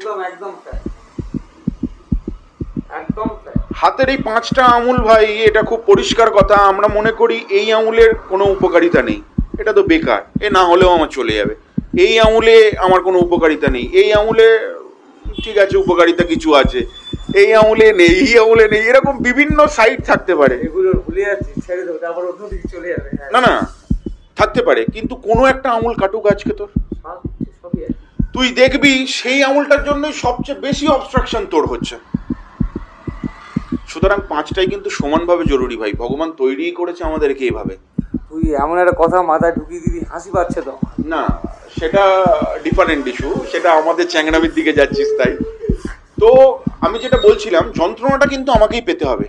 এই লড়াইটায় কিন্তু আমার পাশে সবাইকে আমি পেলাম, আমার স্ত্রীকে পেলাম, আমার ফ্যামিলিকে পেলাম, আমার ওয়েল উইশারকে পেলাম, আমার ভালো বন্ধুকে পেলাম, সবাইকে পেলাম। তারা কিন্তু সাময়িক সাপোর্ট দিয়ে আমার জায়গাটা তুলে দিল, কিন্তু এই যন্ত্রণার লড়াইটা আমাকেই পোয়াতে হলো। তেমন একটা নিজের স্ত্রীর দিকে যদি যাই, তুই বিয়ে করিস না এখন, হ্যাঁ সেটা ঠিক আছে, তো যদি স্ত্রীর দিকে যাই, তাহলে তারও জীবনের লড়াইটা কিন্তু তাকেই লড়তে হয়, তার প্রফেশনাল লাইফের লড়াই তাকে লড়তে হয়, তার জীবনের লড়াই তাকে লড়তে হয়, তার শারীরিক সমস্যার লড়াই তাকেই লড়তে হয়। কোনোটার ভাগ কিন্তু আমরা নিতে পারি না। তার শারীরিক সমস্যায় কোথায় একটা হট ব্যাগ নিয়ে গিয়ে তাকে সেঁকে দিয়ে দিলাম, কি তাকে নিচু হয়ে কাজটা করতে দিলাম না, ঘরটা ঝাঁট দিয়ে বাসনটা আমি মেজে দিলাম, কি তাকে রান্নাটা করতে দিলাম না, তাকে রান্নাটা করে দিলাম, এই সবটা কিন্তু হচ্ছে তাকে ফিজিক্যালি এবং মেন্টালি সাপোর্ট দিলাম। যে যন্ত্রণা, যে পেন পেতে হচ্ছে, সেটা কিন্তু তাকেই পেতে হচ্ছে। সেই লড়াইটা কিন্তু বাস্তবিকভাবে তাকেই লড়তে হচ্ছে, আমি কিন্তু ওই লড়াইয়ে সামিল হতে পারছি না। তাই প্রত্যেকটা মানুষের জীবনের লড়াইটা ভাই নিজেকেই লড়তে হয়, এখানে সাপোর্ট সবাই থাকে। তো সেই জায়গা থেকে দাঁড়িয়ে বাবা মা চলে যাওয়ার পর এই লড়াই যখন একেবারে এসে আমার সামনে পড়ে, তখন আমি হিমশিম খেয়ে গেছিলাম ওই পরিস্থিতিতে। বন্ধু বান্ধব, ওয়েল উইশার সবাইকে পাশে পেয়েছিলাম। পরবর্তীতে জীবন চলতে চলতে, যেটা বলছিলাম আমি যে ফার্মে ছিলাম, 2019 সাল, 2021-এ বাবা মারা গেল। 2019 সাল থেকে একটু টালমাটাল সেই ফার্মে শুরু হয়। 2020 সালের দিকে আমি মালদাতে রয়েছি, একটা অডিটের কাজে গেছি। সে একটু গাছাড়াভাবেই আমাকে বুঝিয়ে দিল কোথাও গিয়ে, নিজের আইডেন্টিটি বানাও কতদিন পরের অধীনে। ডিটেলিংয়ে গেলাম না, এটা তার কথাবার্তায় তার হাবভাবে বুঝিয়ে দিল। ঠিক 2019 সালে যে মানুষটা আমার জীবনে এসছে, সেই মানুষটার আমার মানে আমি মনে করি সত্যি আমি ঈশ্বর মানি। ঈশ্বরকে তো আমরা কেউ চোখে দেখিনি, অবয়ব চিন্তা করেছি, অবয়ব চিন্তা করে পুজো করি। আমি যা দীক্ষিত গুরুদেবের কথা বলি, ঠাকুরমা স্বামীজি, রামকৃষ্ণদেব, সারদামা স্বামীজি, এই স্বামীজিকে নিয়ে মানে আজকের পরিবর্তনের জায়গাটা এটাই। এই স্বামীজির এরমভাবে থাকা নিয়ে স্কুল লাইফের চিন্তাভাবনা একরকম, আজকের জীবনমুখী চিন্তাভাবনা পুরোপুরি অন্যরকম। মানে তুই একটা কমেন্টের জন্য আমি সে কমেন্ট বলছি না, আমি আমার মনে আছে এখনো, মানে সেই ছেলে আজকে তুই দীক্ষিত। হ্যাঁ, সেই জায়গার দীক্ষিত এবং তার ভাবধারাতেই আমি এগোচ্ছি। তার ব্যাপারে আজকে যদি আমার করা সেই দিনের কমেন্টটা কেউ আমার সামনে করে, আমি তাকে উচিত জবাবটা ভদ্র ভাষায় দিয়ে দিতে পারবো আজকের দিনে দাঁড়িয়ে। তার মধ্যে ওই চেতনা আমি জাগাতে পারবো যে সেদিন আমি ভুলছিলাম, যেমন আমি রিয়েলাইজ করেছি। আজকে তুই আমার সামনে কথাটা বলে তুই আমার মুখ থেকে শুনে রিয়েলাইজ করে নে যে তুইও ভুল বলছিস, তো ভবিষ্যতে এটা বলবি না। তো যে মানুষটাকে আমি আমার লাইফে পেয়েছি, সেই মানুষটা আমার জন্য লাইফে এভরিথিং স্যাক্রিফাইস করেছে আশিস, এভরিথিং। মানে তুই জানিস না ওই লেভেল অফ স্যাক্রিফাইসে আমি অন্তত ব্যক্তিগতভাবে কখনো রিচ করতে পারবো না। যখন এই রকম পরিস্থিতি দিল, সে নিজে আমার পাশে এসে দাঁড়িয়ে বলল যে যখন চাইছে না তাহলে তুমি তোমার মতন করে চিন্তা করো। ফ্যামিলির প্রত্যেকটা মানুষের কাছে বলো। আমার ফ্যামিলির প্রত্যেকটা মানুষের আমি যদি ইন্ডিভিজুয়ালি নাম ধরে ধরে বলবো না, কারণ সেই প্ল্যাটফর্ম এটা নয়। আমি চাইও না, কারণ আজকে আমি যে জায়গায় দাঁড়িয়ে রয়েছি, টু সাম এক্সটেন্ট কারুর 1% বা 2% কন্ট্রিবিউশন হলেও আছে এই জায়গাটায় দাঁড় করানো পর্যন্ত। সেই জায়গা থেকে আমি ডাইরেক্ট অপমানের জায়গা কারুর প্রতি রাখছি না, কিন্তু এগুলো মনে কষ্ট দিয়ে যায়, আমার মনে কষ্ট দিয়ে যাওয়ার জায়গা। আমার ফ্যামিলি পার্সনের কিন্তু প্রতিজনের জায়গা ছিল যেখানে দাঁড়িয়ে দেখ আমার আশিস, আমার কাছে ক্লায়েন্টস ছিল, আমার কাছে পরিচিতি ছিল, আমার কাছে স্কিল ছিল, আমার কাছে ম্যান পাওয়ার ছিল, আমার কাছে কাজ করার মানসিকতা ছিল, কিন্তু যেটা এই পুরো ব্যাপারটাকে নিয়ে একসাথে করে করবে সেই প্ল্যাটফর্মটাই আমার কাছে ছিল না। আমার বিজনেসে সেই প্ল্যাটফর্মের জায়গাটা একটা মানে কি বলবো, একটা বিজনেস প্লেস, যেটা আমার একটা প্ল্যাটফর্ম হবে, যেখানে দাঁড়িয়ে আমার এন্টিটিটা দাঁড়াবে। আমার পুরো কাজটা এন্টায়ার, আমি যে ধরনের কাজ করি সেটা গাছতলায় বসেই পিঠে ল্যাপটপ থাকলে ওখানেই হয়ে যাবে, কিন্তু কোনো একটা প্লেসের তো আমার এস্টাবলিশমেন্টটা করতে হবে। আমাকে তো সেই প্লেসে মানে সেই বিজনেস প্লেসটা দেখিয়ে আমাকে একটা ট্রেড লাইসেন্স করতে হবে, আমাকে আদার লিগাল ডকুমেন্টেশন সেই স্পেসের ওপর বেস করে তৈরি করতে হবে। তাহলে সেই প্ল্যাটফর্মটা তো আমার দরকার। সেটা কিন্তু আমার ফ্যামিলির প্রচুর লোকের ক্ষমতা ছিল, কিন্তু কারোর কাছ থেকে হেল্প পেলাম না। ইন্ডিভিজুয়ালি ধরে ধরে গিয়ে বলাতেও আমার সেই হেল্পের জায়গা হলো না। কারুর হলো আমার এটা রেসিডেন্সিয়াল বাড়ি, কারুর প্রবলেম হলো এটা আমার গ্যারেজ দেখানো যাবে না, কারুর প্রবলেম হলো অলরেডি আমার এখানে একটা রেজিস্টার্ড আছে, কারুর প্রবলেম হলো আমি প্রপার্টিটা নিয়েছি এখনো অবধি রেজিস্ট্রি করে উঠতে পারিনি। বিভিন্ন ধরনের এক্সকিউজেস, মাচ মোর এক্সকিউজেস আর দেয়ার। সেই মুহূর্তে দাঁড়িয়ে সে নিজের বাড়িতে, নিজের বাড়ির অ্যাড্রেসে কলকাতায় সে আমাকে সেই ব্যবসাটা শুরু করার জায়গা দিল। যেহেতু সে আমার সাথে পার্টনারশিপে আসতে পারবে না, কিছু অব্লিগেশনসের জায়গা আছে, সেই কারণের জন্য আমার নামে ব্যবসাটা চালু করলো। কতটা রিস্ক! একটা 6 মাসের, 8 মাসের কি 10 মাসের পরিচিত একটা মানুষকে সেই জায়গাটা দেওয়া, যেখানে দাঁড়িয়ে ব্যবসাটা 1 নম্বর না 2 নম্বরে, আই ডোন্ট নো, একটা মানুষকে চিনতে জীবন লেগে যায়। কোনোদিন যদি জীবনমুখী আলোচনা আরো অনেকটা স্প্রেড আউট করে করি, তাহলে আমি তোকে কোথাও গিয়ে দাঁড়িয়ে বুঝিয়ে দেবো একটা স্বামী তার স্ত্রীকে সারা জীবনে চিনে উঠতে পারে না, একটা স্ত্রী তার স্বামীকে সারা জীবনে চিনে উঠতে পারে না। আর এই কথাটা প্রমাণিত সত্য, প্রমাণিত সত্য। আমি তোকে প্রুফ করেই দেবো, আমার কাছে আছে লজিক। কোথাও মানছি টু সাম এক্সটেন্ট। এবারে সেখানে দাঁড়িয়ে এত কম পরিচিতিতে ব্যবসাটা কি করবে, সেখানে কোনো ইল্লিগাল কাজ হবে কি না, ইল্লিগাল কাজ হলে তো সবার আগে বিজনেস প্লেসটাই কেস খাবে।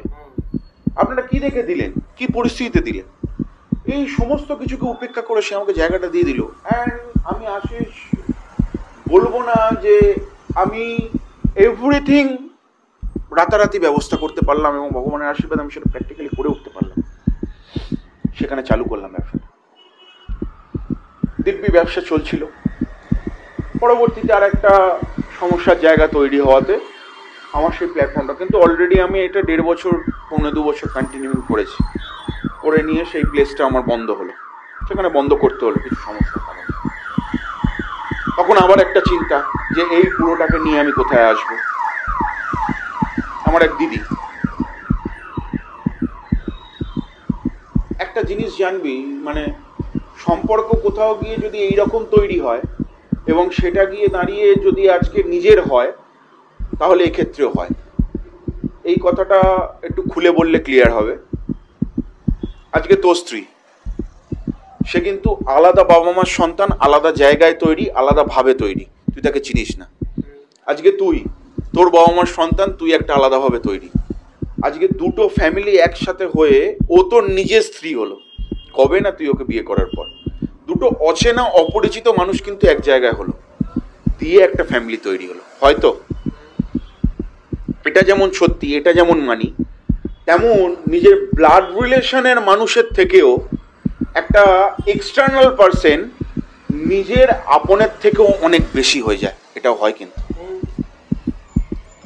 সেখানেও আমার স্কুল জড়িত, সেখানেও আমার স্কুল জড়িত। এটা আমার জীবনের একটা বড় জায়গা। ক্লাস 7 অথবা 8-এ পড়ি, বিএড এর প্র্যাকটিস টিচিং এর জন্য একজন ভদ্রমহিলা আমাদের স্কুলে এলেন, নাম সুদীপা মণ্ডল। দেখতে সুন্দরী। আমি তখন 6 পকেট হাফ প্যান্ট পরি, 6টা পকেট, পেছনে দুটো, সাইডে দুটো, এইখানে দুটো, পুরো মানে ভীমের মতন চেহারা, গালগুলো টোপা টোপা, আর ফর্সা ছিলাম। আজকে গায়ের রং তো এরকম হয়ে গেছে, তুইও দেখেছিস স্কুল লাইফে আমি কি ছিলাম, মানে একদম ধরে নাম নেড়ে দেওয়ার মতন এইরকম ছিলাম। যথারীতি সে প্র্যাকটিস টিচিং এ আসে, কোথাও দাঁড়িয়ে আমি, অনির্বাণ, আরো এরকম 2-4 জন তার খুব ফেভারিট হয়ে যাই। সবাই মিলে আলোচনা করে ঠিক করি যে তার ফোন নাম্বারটি নিয়ে রাখবো এবং তার সাথে যোগাযোগ রাখবো। তার যেদিন প্র্যাকটিস টিচিং এর লাস্ট ডেট, তার ঠিক আগের দিন আমি টিচার্স রুমের বাইরে গিয়ে আড়াল দিয়ে এরকম দাঁড়িয়ে একবার করে উঁকি মারছি, মুখটা সরিয়ে দিচ্ছি, উঁকি মারছি, সরিয়ে। সে দেখতে পেয়েছে, দেখতে পেয়ে আমাকে বেরিয়ে এসে বলছে, কি হয়েছে, কিছু বলবে? বলছি, ম্যাডাম একটা কথা বলবো, কিছু মনে করবেন না তো? না বলো। আচ্ছা, না কিছু মনে করবেন না, আগে বলুন তাহলে বলুন। হ্যাঁ বলো, আপনার ফোন নাম্বারটা একটু দেবেন। কেন? না 7 অথবা 8, এক্স্যাক্টলি আমার খেয়াল পড়ছে না। আমি বলছি না, জিওগ্রাফি টিচার ছিল। আমি বললাম না, একটু নাম্বারটা দেবেন। না কেন? না আমি কাউকে দেবো না, আপনি নিশ্চিত থাকতে পারেন, শুধু আমার কাছেই রাখবো, আমি আপনার সাথে যোগাযোগ রাখতে চাই। তো রাজি হবে না, রাজি হবে, এরকম করতে করতে শেষ পর্যন্ত রাজি হয় এবং একটি কাগজে, সেই কাগজ আজও পর্যন্ত আমার কাছে আছে, একটি কাগজে সে তার নাম্বারটা লিখে আমাকে দেয় এবং দিয়ে বলে এই নাম্বারটা যেন কারুর কাছে না যায়। ঠিক আছে, যাবে না। সেই নাম্বার নিয়ে আমি তার সাথে যোগাযোগটা রেখেছিলাম। পরবর্তীতে আপনি তুমির এই রিলেশনটা তুইতে কনভার্ট হয়, যখন কিনা আমি ক্লাস 11-12-এ পড়ছি। আমাকে ইকোজিও পড়াতে আসতো। ওর বাড়ি কাকদ্বীপে, ও সোনারপুরে মেশে থেকে পড়াশোনা করতো। আমি ওকে সাইকেল নিয়ে বাড়ি থেকে এখানে আনতে আসতাম। দিদি আমার থেকে 10 বছরের বড়। আমি ওকে নিতে আসতাম।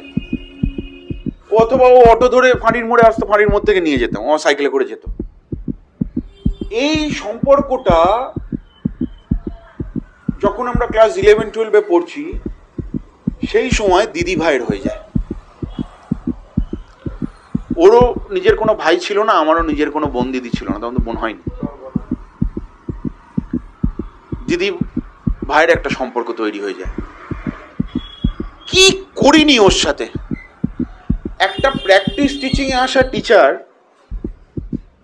তার সাথে আমার পারিবারিক সম্পর্ক তৈরি। মানে ও পড়াতে যেত, ওর ঘাড়ের ওপর উঠে মারপিট, চুল ছেঁড়াছিড়ি, মানে একসাথে টিফিন খাওয়া, ওর সাথে বচসা, রাগ, অভিমান, দুষ্টুমি, এভরিথিং, যেটা কিনা একটা ভাই বোনের মধ্যে সম্পর্কে হয়, একদম সেম। মানে ও হয়তো কোথাও উঠছে, ওকে একটু কাতুকুতু দিয়ে ছুটে পালানো, ছোটবেলার যে বদমাইশিগুলো হয়, ও চুলটা একটু টেনে দিয়ে ছুটে পালানো। ও কিন্তু কখনো আমার গায়ে হাত তোলেনি, ও কিন্তু খুব ভালোবাসতো, আজও ভীষণ ভালোবাসে। একদম সম্পর্কটা আশিস ধীরে ধীরে ধীরে ধীরে ধীরে ধীরে নিজের ভাই বোন হয়ে গেল। নিজের ভাই বোন মানে নিজের ভাই বোন, রাখি থেকে শুরু করে ভাইফোঁটা থেকে শুরু করে এভরিথিং। ধীরে ধীরে ওর তখনও বিয়ে হয়নি, ও যার সাথে বিয়ে হবে তার সাথে আমার পরিচয় করালো। অমায়িক জিজু আমার, বলে লাভ নেই। কোনোদিন এখানে এলে আমি তোর সাথে বসাবো। আজকের দিনে দাঁড়িয়ে যে ফ্ল্যাটে বসে কাজ করেছি, ওই ফ্ল্যাটটা ও দিদির ফ্ল্যাট। ও কিন্তু ওখানে এন্টায়ার এন্টিটি আমাকে দিতে দেয়া, ব্যবস্থা করা, সমস্ত লিগাল ডকুমেন্টেশনস দেয়া, সব জায়গা সই করে দেওয়া, এভরিথিং কমপ্লিট করে দিয়েছে। এবং তুই ওখানে কর, আমি এখানে থাকি না। এটা কিন্তু আজকে দিয়েছে বলে এই জায়গাটা নয়, এই সময়ে যে সময় পরিবারের মানুষগুলো টু সাম এক্সটেন্ট আমার পাশ থেকে সরে দাঁড়ালো, সেই সময় আমার জীবনে আসা একটা 8-9 মাসের পরিচিত আর আমার দিদি কোথাও দাঁড়িয়ে এইরকম ভাবে আমার পাশে এসে দাঁড়িয়ে পড়ল। 8-9 মাসের পরিচিত তো আমার জন্য জীবনে অনেক কিছু স্যাক্রিফাইস করে দিয়েছে, ভবিষ্যতেও দেবে, এখনো কন্টিনিউয়াস চলছে, ফুল সাপোর্ট দিয়ে। কোথাও দাঁড়িয়ে এই মানুষগুলো আমার কাছে, আমার জিজু মানে কি করেনি আমার জন্য। মানে ছোট শালা তো ছোট শালা, আমার সাথে গাড়ি নিয়ে এদিক ওদিক ছোটা থেকে শুরু করে, কাজে আমাকে হেল্প করা থেকে শুরু করে, আমার বিজনেস কিভাবে বিল্ড আপ হবে সেই জায়গার চেষ্টা থেকে শুরু করে এভরিথিং, সবটা দিদি এবং জিজু এবং ওই মানুষটি। তো ওই মানুষটিকে তো আমি প্র্যাকটিক্যালি ভগবান মানি আমার জীবনে। তো এই চেঞ্জেসগুলো আসার পেছনে মানে একটা বড় অংশ জুড়ে আজকে জীবনের এরাই রয়েছে। সুতরাং আজকে পরিবার আছে পরিবারের মতন, পরিবারের থেকেও কোথাও দাঁড়িয়ে এরা সব থেকে বেশি আপন হয়ে গেছে। ঠিক আছে, তো এইভাবেই, সেই কারণের জন্য এই জীবনের উপলব্ধি, আর আস্তে আস্তে এইভাবেই এগিয়ে যাওয়া। আমাদের জীবনমুখী আলোচনাটা এখন অবধি বেশ ভালোই হলো। এবার আমাদের সেই আলোচনাগুলো হবে যেগুলো, বাট একটা ব্রেক নিচ্ছি ছোট, তারপর স্টার্ট করছি। নমস্কার, একটা বিরতির পর আমরা ফিরে এলাম। এবং নীরাজি, তুই জানিস যে ভূতের প্রতি আমার একটা আলাদা দুর্বলতা আছে। তো ভূত নিয়ে তোর কি বিশ্বাস, তোর কি মতামত? ভূত আছে, আছে ওই একটু আগেই যা বলেছি তোকে, পজিটিভ থাকলে নেগেটিভ থাকবে, আর নেগেটিভ থাকলে বলে পজিটিভ থাকবে। যখন আমি ভগবান বিশ্বাসী বা ঈশ্বর বিশ্বাসী, তখন তো ভূতে বিশ্বাসী অবশ্যই।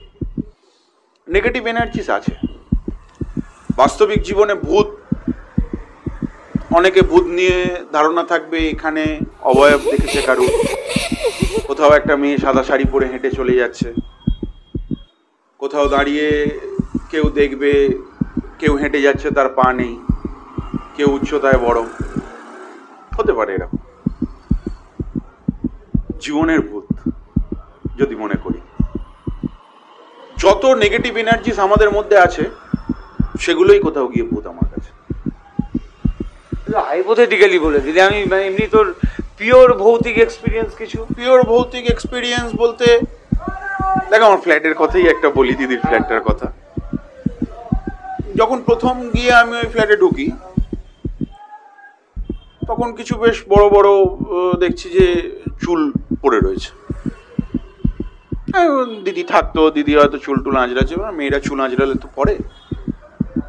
তো তারপরে ফ্ল্যাট বহুবার পরিষ্কার হয়েছে, মাঝে মধ্যেই খুলে আমি পরিষ্কার করি, খুব বেশি থাকা হয় না বিশেষ, কিন্তু করি। করার পরেও আমি পাই কি এটা আমি ঠিক জানি না, যদি ওই ফ্ল্যাটে একটা বিষয় ঘটেছে ঠিক আমাদের ওপরের ফ্ল্যাটেরই। স্টিল কোনো ট্রাভেলের কথা কারোর মুখ থেকে শুনতে পাইনি বা সমস্যাও নেই, তবে এরকম একটা জিনিস দেখা গেছে। তুই তো একাও থেকেছিস ওখানে, কোনোদিন কোনো কিছু মনে? একদিনই থেকেছি, কিন্তু সেদিন থাকাটা ঘুমিয়ে পড়েছি, তো অ্যাজ সাচ সেরকম কিছু ফিল করিনি। কিন্তু মানে নেই যে বা কিছু হয় না এরকম ব্যাপারটা নয়, কিছু না কিছু তো অবশ্যই আছে। যদিও চোখের সামনে থেকে প্র্যাকটিক্যাল সে এক্সপিরিয়েন্সটা হয় না, হয়নি এখনো, কিন্তু গা ছমছমে ব্যাপার বা মনে হচ্ছে কিছু একটার এক্সিস্টেন্স রয়েছে বা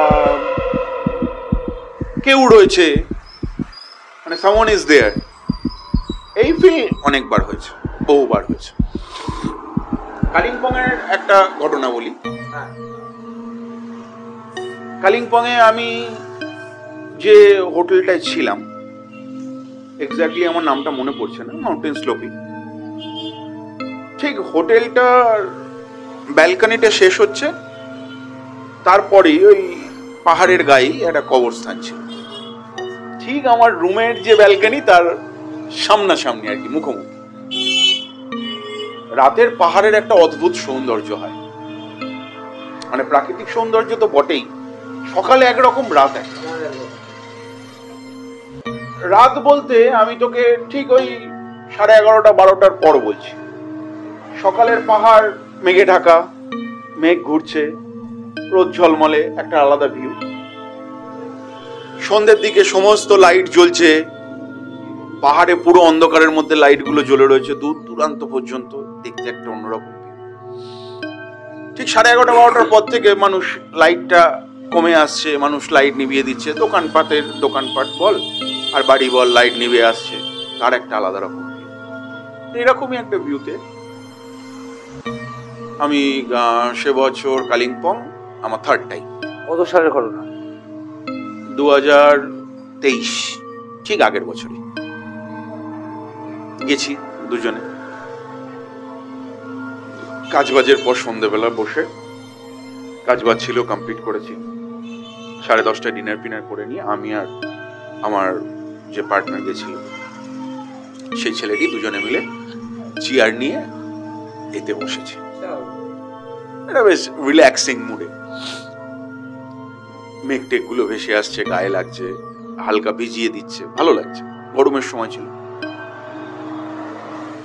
অনেকক্ষণ ধরে বসে আছে, পুরো নিস্তব্ধ। পাহাড় জেনারেলি নিস্তব্ধ হয়, আর রাতের দিকে আরো নিস্তব্ধ, ঝিঝি পোকার ডাক সাথে দারুণ একটা অ্যাম্বিয়েন্স তৈরি হয়েছে। হ্যাঁ, বসে বসে কথা বলছি, গান হচ্ছে, ও একটা গাইলো, আমি একটা গাইলাম, এরকম ভাবে চলছে, গল্প ঠাট্টাই আর কি চলছে। কিছু দেখিনি, যেটা দেখেছি সেটা খুব অদ্ভুত। পাহাড়ের গায়ে দেখবি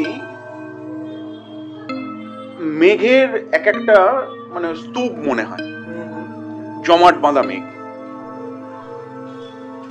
এইরকম কোথাও দেখেছিস আজ অব্দি এক জায়গাতেই স্টিল দাঁড়িয়ে রয়েছে? অনেকক্ষণ ধরে, প্রায় 40 মিনিট নিয়ার অ্যাবাউট। সেটা কিন্তু মুভিং মেঘ, জেনারেলি পাহাড়ের মুভিং, চলছে থাকে, মেঘটা চলে যায়, যেটা তোর গায়ের মধ্যে দিয়ে গেলে তুই টুপি ফুপি সোয়েটার ফোয়েটার পরে থাকলে কিছুটা ভিজে যাবি। কুয়াশা আমাদের এখানে যেটা মনে হয়, ঠিক সেম ফিলিংটা পাহাড়ে হয়। কিন্তু অদ্ভুতভাবে সবটা পরিষ্কার, শুধু ওই কবরস্থানের জায়গাটা ওই রকম একটা পুরো ধোঁয়ার মতো হয়ে রয়েছে, প্রায় 40-45 মানে কবরস্থানটায় ধোঁয়ার মতো হয়ে রয়েছে না উপরে কোনো মেঘের মতো? কিছু নেই, ওই কবরস্থানটার প্লেসটুকুই, যতটা অনেকটা উপরে। আর তোরা কবরস্থান থেকে কতটা উঠতে পারে?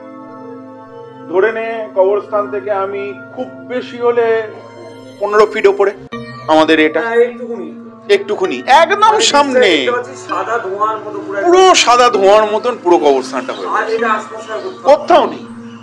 এটা প্রায় 40-45 মিনিটস। ওই সারাক্ষণই আমরা ওখানে বসে এবং কথা বলছি, সবকিছু করছি ওই ছেলেটির সাথে। ছেলেটি ভীষণ সাহসী। আমার কিন্তু বারবার চোখ যাচ্ছে ওটার দিকে, ওখানটা কি ঘটছে। Maybe someone is there, but দেখতেও পাইনি, বাট মনে হচ্ছিল মানে এটা একটা খুব ইন্টারেস্টিং বিষয়। আমি জেনারেলি এরকম কখনো দেখিনি। আমি প্রচুর পাহাড় গেছি, আমি দার্জিলিং বল, কালিম্পং বল, কার্শিয়াং বল, তেলো বল, আলারগা বল, আলগাড়া বল, যেখানেই বল না কেন প্রচুর পাহাড় ঘুরেছি, প্রচুর থেকেওছি, কিন্তু এই ধরনের এক্সপিরিয়েন্স আমার হয়নি। একটা অদ্ভুত এক্সপিরিয়েন্স, ভালো লেগেছে। ভগবান নিয়ে তোকে আমি আলাদা করে জিজ্ঞাসা করব না, কারণ আমি জানি তুই একজন নাস্তিক মানুষ, এবং এই যে তোর একটা কথায় বলি যে এই ছেলে 11-এ স্বামীজিকে নিয়ে একটা কমেন্ট করেছিলিস, যেটা এখানে বলা সম্ভব নয়, তো এবং সেই ছেলেই আজকে যদি কেউ ওই কমেন্টটা করে তাকে শুনিয়ে দিবি, তো বুঝিয়ে বলবি। তো এবং আমি দেখি যে মানে স্ট্যাটাসে প্রায় থাকে, তো হ্যাঁ থাকে। তো সেই জন্য তোকে আলাদা করে ভগবান নিয়ে আমি জিজ্ঞাসা করছি না। এবার জিনিসটা একটু অন্যরকম দিকে আসি। যেমন তুই ব্যস্ত মানুষ, আমার আবার সিনেমা টিনেমা খুবই ভালোবাসি, দেখা হয়। তো তুই সিনেমা টিনেমা কিরম দেখিস? দেখা হয় আর সিনেমা আমি দেখি, সিনেমা দেখি না যে তা না, একটু মানে ফাঁকা সময়ে দেখি। জেনারেলি আমি যে ধরনের বইগুলো দেখতে ভালোবাসি বা দেখে থাকি, কৌশিক গাঙ্গুলির পরিচালনা আমার ভীষণ ভালো লাগে। আমি বাংলা সিনেমাই বেশি দেখি, কারণ ইংরাজি দেখতে পারি, অতটা ডিপলি ফিল করতে পারবো না। হিন্দি সিনেমা আমার খুব একটা পছন্দের নয়, তেমন একটা ভালো প্লট থাকে না জেনারেলি। সেরকম জীবনমুখী সিনেমা হয়তো অনেক আছে, আমি সেগুলোর প্রতি ইন্টারেস্টেড হই। কৌশিক গাঙ্গুলির পরিচালনার প্রত্যেক কটা সিনেমা কিন্তু আমি খুব মনোযোগ সহকারে দেখি, চেষ্টা করি দেখার। সৃজিত রায় আর একজন পরিচালক, ওনার পরিচালনা করাও বেশ কিছু সিনেমা আমি দেখি।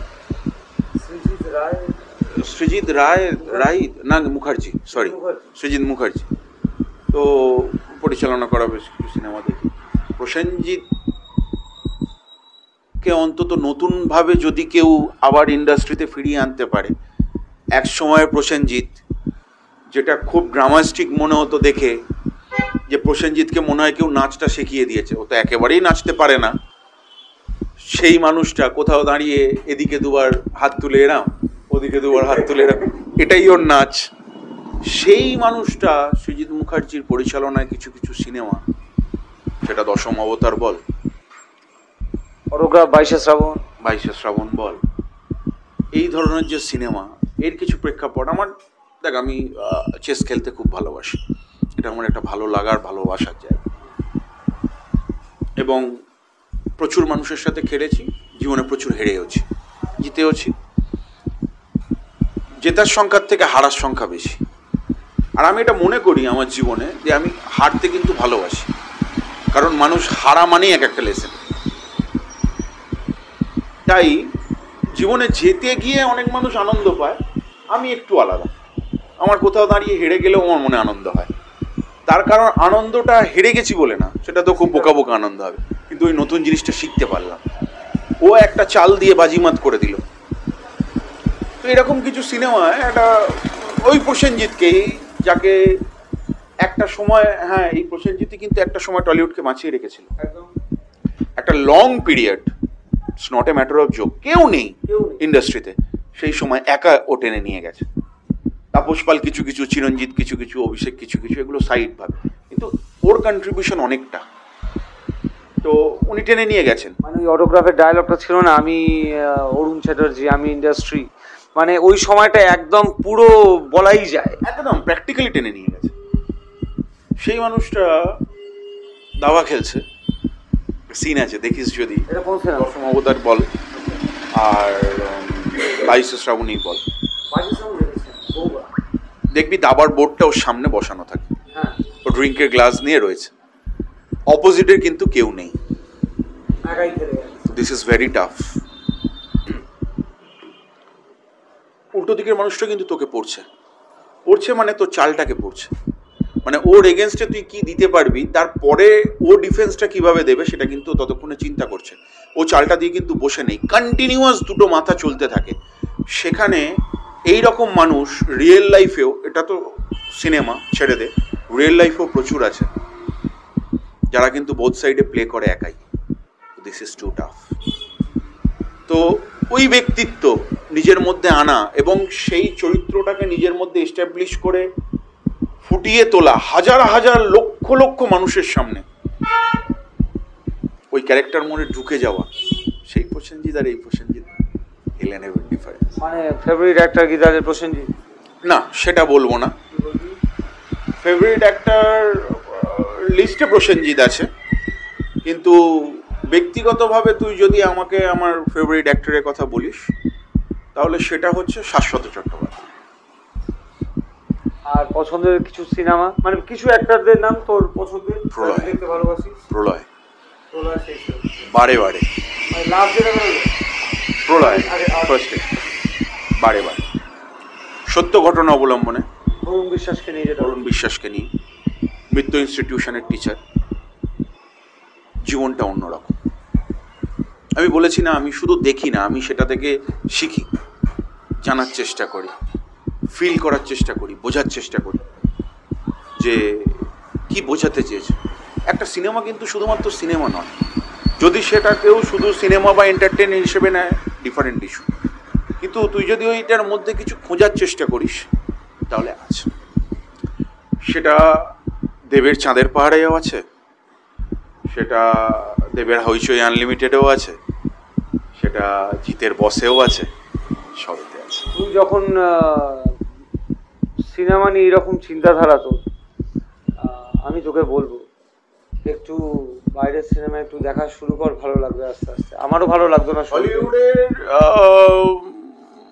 কিছু কিছু এরকম জীবনমুখী সিনেমা আছে যেটা আমি জানি, মানে নট অনলি জীবনমুখী, আমি তোকে বলছি তোর মানে কমেডি, মানে পারফেক্টের আলাদা একদম। কমেডিটা যদি বলিস আশিস, ওই সাবজেক্টটাই আজকে আর ভালো লাগে না, এটা মনে হচ্ছে, কারণ ভালো ভারতবর্ষে ভালো কমেডি হয় না, এত বড় কথা বল। ফ্যাক্ট। কারণ তুই আমার লাইফ নিয়ে জানিস যথেষ্ট, মানে আমিও চাপের মধ্যে আছি বেশ কয়েক বছর ধরে, স্টিল মানে আমার কাছে মানে নিজেকে এন্টারটেইন করার সবচেয়ে ভালো মাধ্যম, ওরকমভাবে সবচেয়ে ভালো মাধ্যম বলবো না, সিনেমা আমার খুব কাছের জিনিস। তো এই কমেডি যদি ভালো কমেডি হয় না ভাই, তোর হাজার খারাপ হলে মন ভালো করে দেবে, ভালো লাগে। আমি কিছু রেকমেন্ডেশন দেবো তোকে, আর যেহেতু তুই দাবা নিয়ে সিনটা বললি, আমি একটা সিনেমার কথা মনে পড়লো যেটা মেনশন না করলেই নয়, ওয়াজির। কখনো দেখিস? ইউটিউবে, হ্যাঁ ইউটিউবে অ্যাভেলেবেল, তোর ফারহান আখতার আর অমিতাভ বচ্চন, মানে দাবা নিয়ে, মাস্ট ওয়াচ। আর পছন্দের সিনেমা আর প্রলয় ছাড়া বেশ কিছু আছে, শুনলে নাম্বার, মানে কৌশিক গাঙ্গুলি পরিচালনা করা সমস্ত সিনেমাই আমার খুব ভীষণ পছন্দের বলতে পারি। মানে আমি ওনার পরিচালনাটা ভীষণ ভালোবাসি, কারণ উনি পরিচালক হিসেবে খুব ভালো, মানুষ হিসেবে আরও ভালো, খুব কাছ থেকে চেনার সুযোগ একবার দুবারই হয়েছে, দেখার, বোঝার, জানার, শোনার, দূর থেকে তো বহুবার। পেপারেও যদি কোনো আর্টিকেল ওনার বেরোয় আমি সেটা মিস করি না, ভীষণভাবে পড়ি। বেশ কিছুদিন আগেও আনন্দবাজার পত্রিকা একটা বেরিয়েছিল, রামকৃষ্ণই আমাকে ফতুয়া আর পাঞ্জাবি পড়া শিখিয়েছে, অদ্ভুত লেগেছিল। লেখাটা দারুণ লিখেছে, বিষয়ে কোনো সন্দেহ নেই, নরেন্দ্রপুর রামকৃষ্ণ মিশনের স্টুডেন্ট ছিলেন। তো চূর্ণী গাঙ্গুলির সাথে উনি কিন্তু কোনো দিক থেকেই যান না, কিন্তু দুজনের বন্ডিংয়ের জায়গাও সেই, সংসারটাও সেইভাবেই করছেন এবং পরবর্তীতে ওনাদের ছেলে জান। তো রসগোল্লা সিনেমাটা দেখে থাকবি বা নাম শুনে থাকবি, দেখলে ওটাও, ময়রাটার নাম ভুলে যাচ্ছি, রেপুটেটেড কলকাতা, ঠিক আছে। তো ওটা নিয়ে সিনেমাটা ভালো একটা তৈরি হয়েছে, মানে বলে না নবীন ময়রা, বলে না মানে একটা ব্লাড হেরিডিক্যালি ব্যাপার থাকে, তো সেই জায়গা থেকে দাঁড়িয়ে এই জায়গাটা আছে। তো বাংলা সিনেমায় পরিচালক হরনাথ চক্রবর্তী এক সময় ছিলেন, যে সময় একা ইন্ডাস্ট্রি টানছে, সময় একাই উনিও পরিচালনা করে গেছেন। কিন্তু তা হলেও এখনকার সিনেমাগুলো যত না বেশি এন্টারটেনিং, যত না বেশি মানে কি বলবো, ঠাট্টা ফাজলামুই আর কি, তার থেকে অনেক বেশি জীবনমুখী। হ্যাঁ, বাংলা জীবনমুখী যে সিনেমাগুলো হয় সেগুলো এখনো ভালো সিনেমা হয়। এখনো আজকের টলিউড ইন্ডাস্ট্রির সাথে তুই 10 বছর পিছিয়ে যাওয়া টলিউড, মানে পিছিয়ে গিয়ে যদি টলিউড ইন্ডাস্ট্রি তুই কোনোভাবে করতে চাস, তুলনা করতে চাস, পেরে উঠবি না। কারণ সেই সময়ের চিন্তাভাবনা এক, আর আজকে টলিউড ইন্ডাস্ট্রি লেভেলটা অন্য হয়ে গেছে। আমি মানে এই জায়গাটায় মানে একটা কথাতেই অপোজ করব, যে মানে অপোজ না, এটা পার্সোনাল মতামত। তো ওই লেভেলটা হয়তো হয়েছে 100বার, কারণ লাস্ট ধর 5-6 বছর ধরে আমি দেখেছি বেশ কিছু সত্যি ভালো সিনেমা আছে, আমি দেখিনি, আমায় টানে না পার্সোনালি, কারণ আমি দেখতে যাই হোক। এবার কিছু সিনেমা সত্যি সেই বেঞ্চমার্ক সেট করেছে, বাট তোর পয়সার কথা ভাব, তাহলে লাভটা কি ভাই? মানে যদি তুমি সিনেমা বানাচ্ছো দর্শকদের জন্য, দর্শকই যদি গিয়ে সিনেমা না দেখে তাহলে লাভটা কি?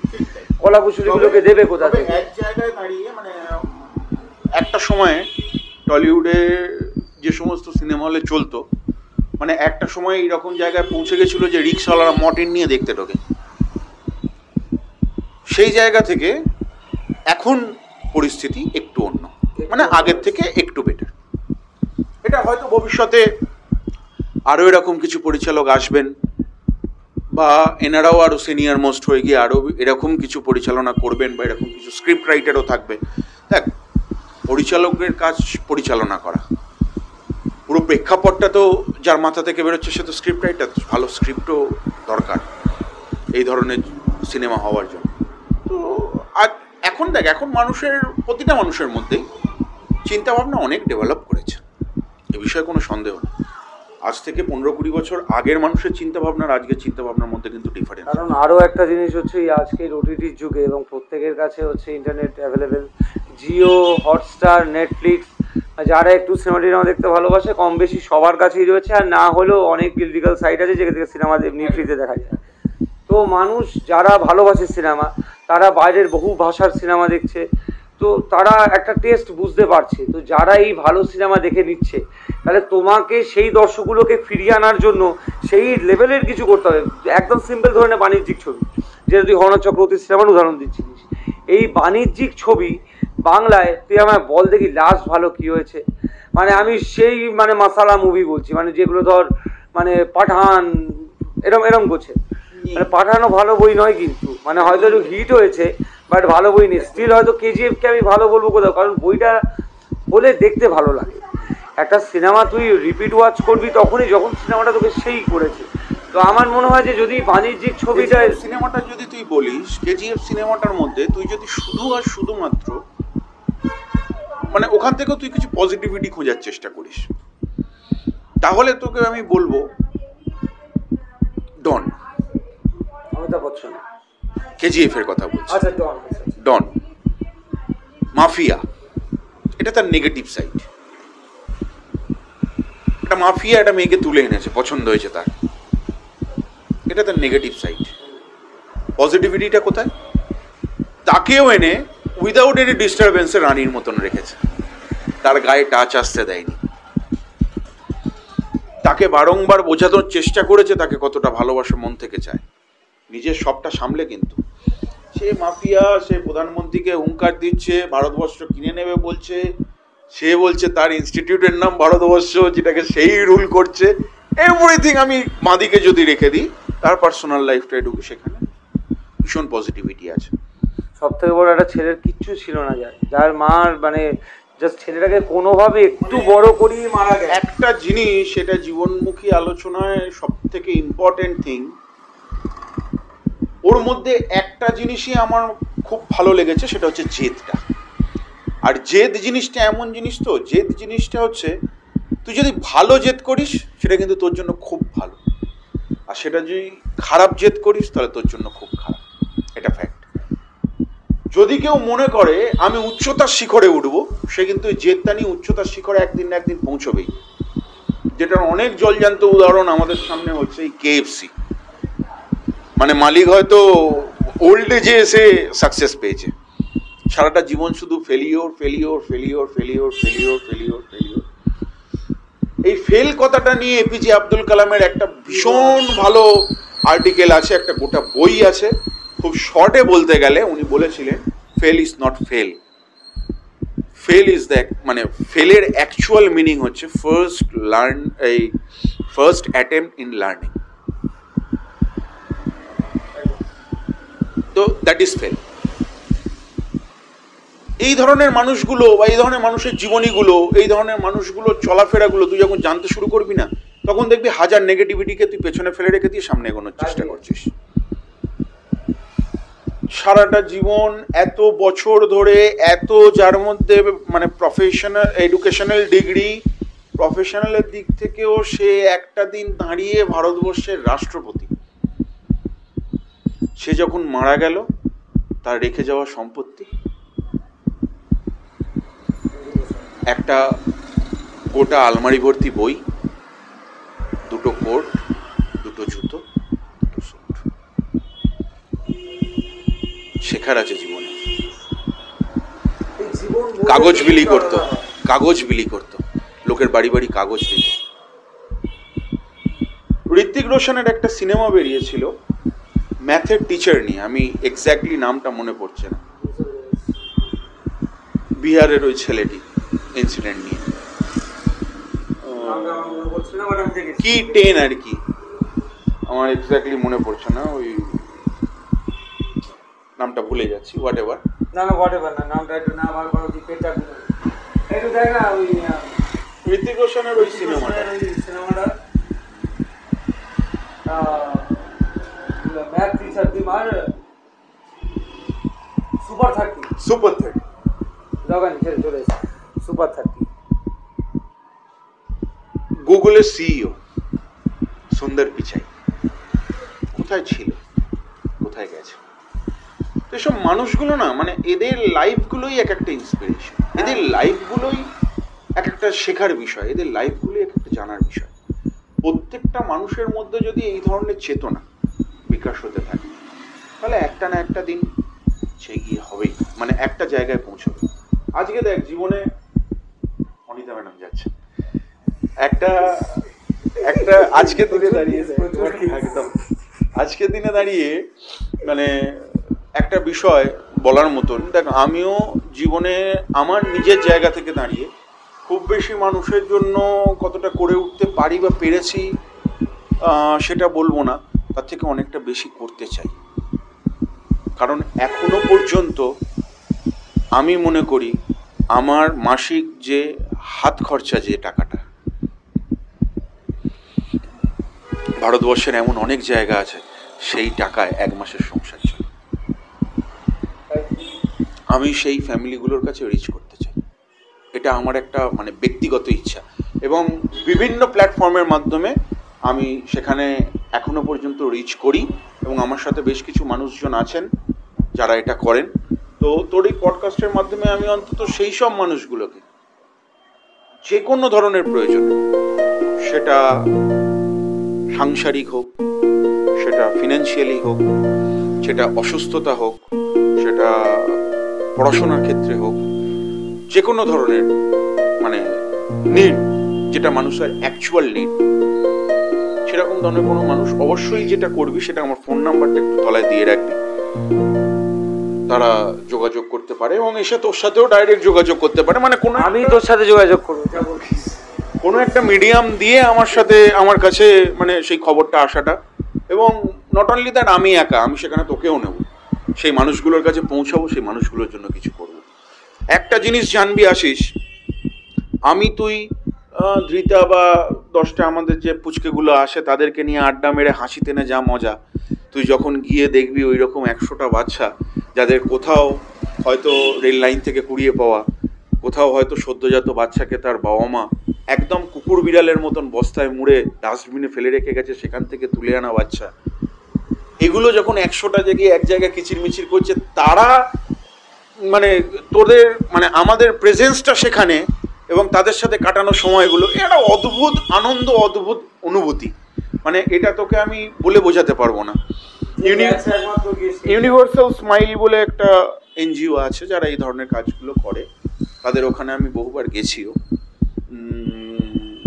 তাদের এখানে এরকম অনেক বাচ্চা আছে, তো সেখানেও যদি কোনোদিন আমার সাথে পৌঁছতে পারিস আমি তোকে নিয়ে যাব, দেখবি একটা অদ্ভুত আনন্দ পাবি, মানে জীবনটা কি ওখানে গিয়ে উপলব্ধি করবি সেই মানুষগুলোকে।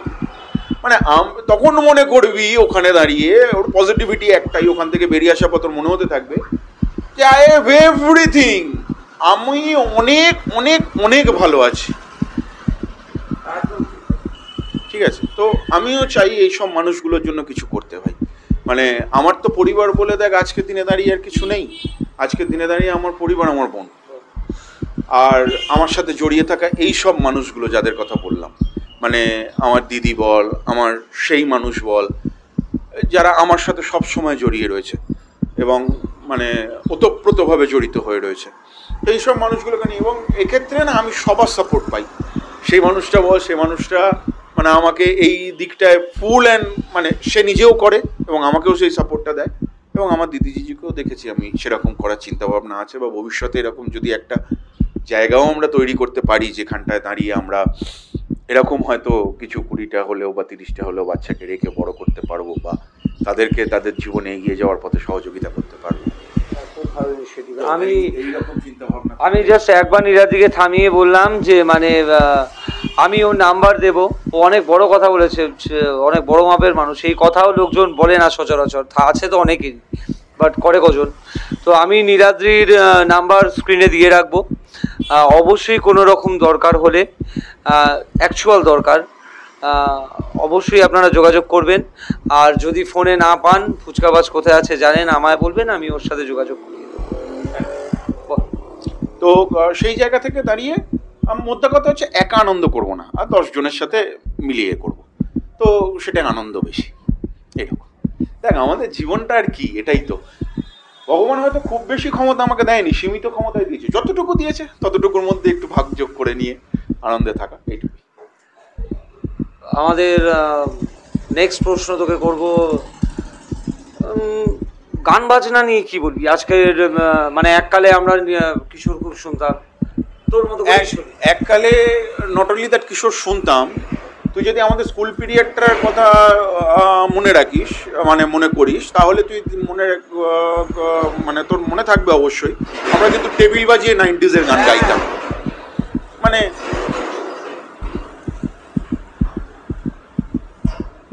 এই টেবিল বাজিয়ে গান করার মধ্যে কিন্তু একটা বিরাট আনন্দ ছিল, মানে কি গান না গেয়েছি, বাংলা হিন্দি নাচের গান, মানে ফাটিয়ে মজা আর কি, এগুলো তো আমরা করেছি। নাচও সাথে, মানে গাইছে কেউ, বাজাচ্ছে কেউ, নাচছি আমরা, আমরা গাইছি, আমরা বাজাচ্ছি, অন্য কেউ নাচছে, এরকম তো সেটা তো ছিলই।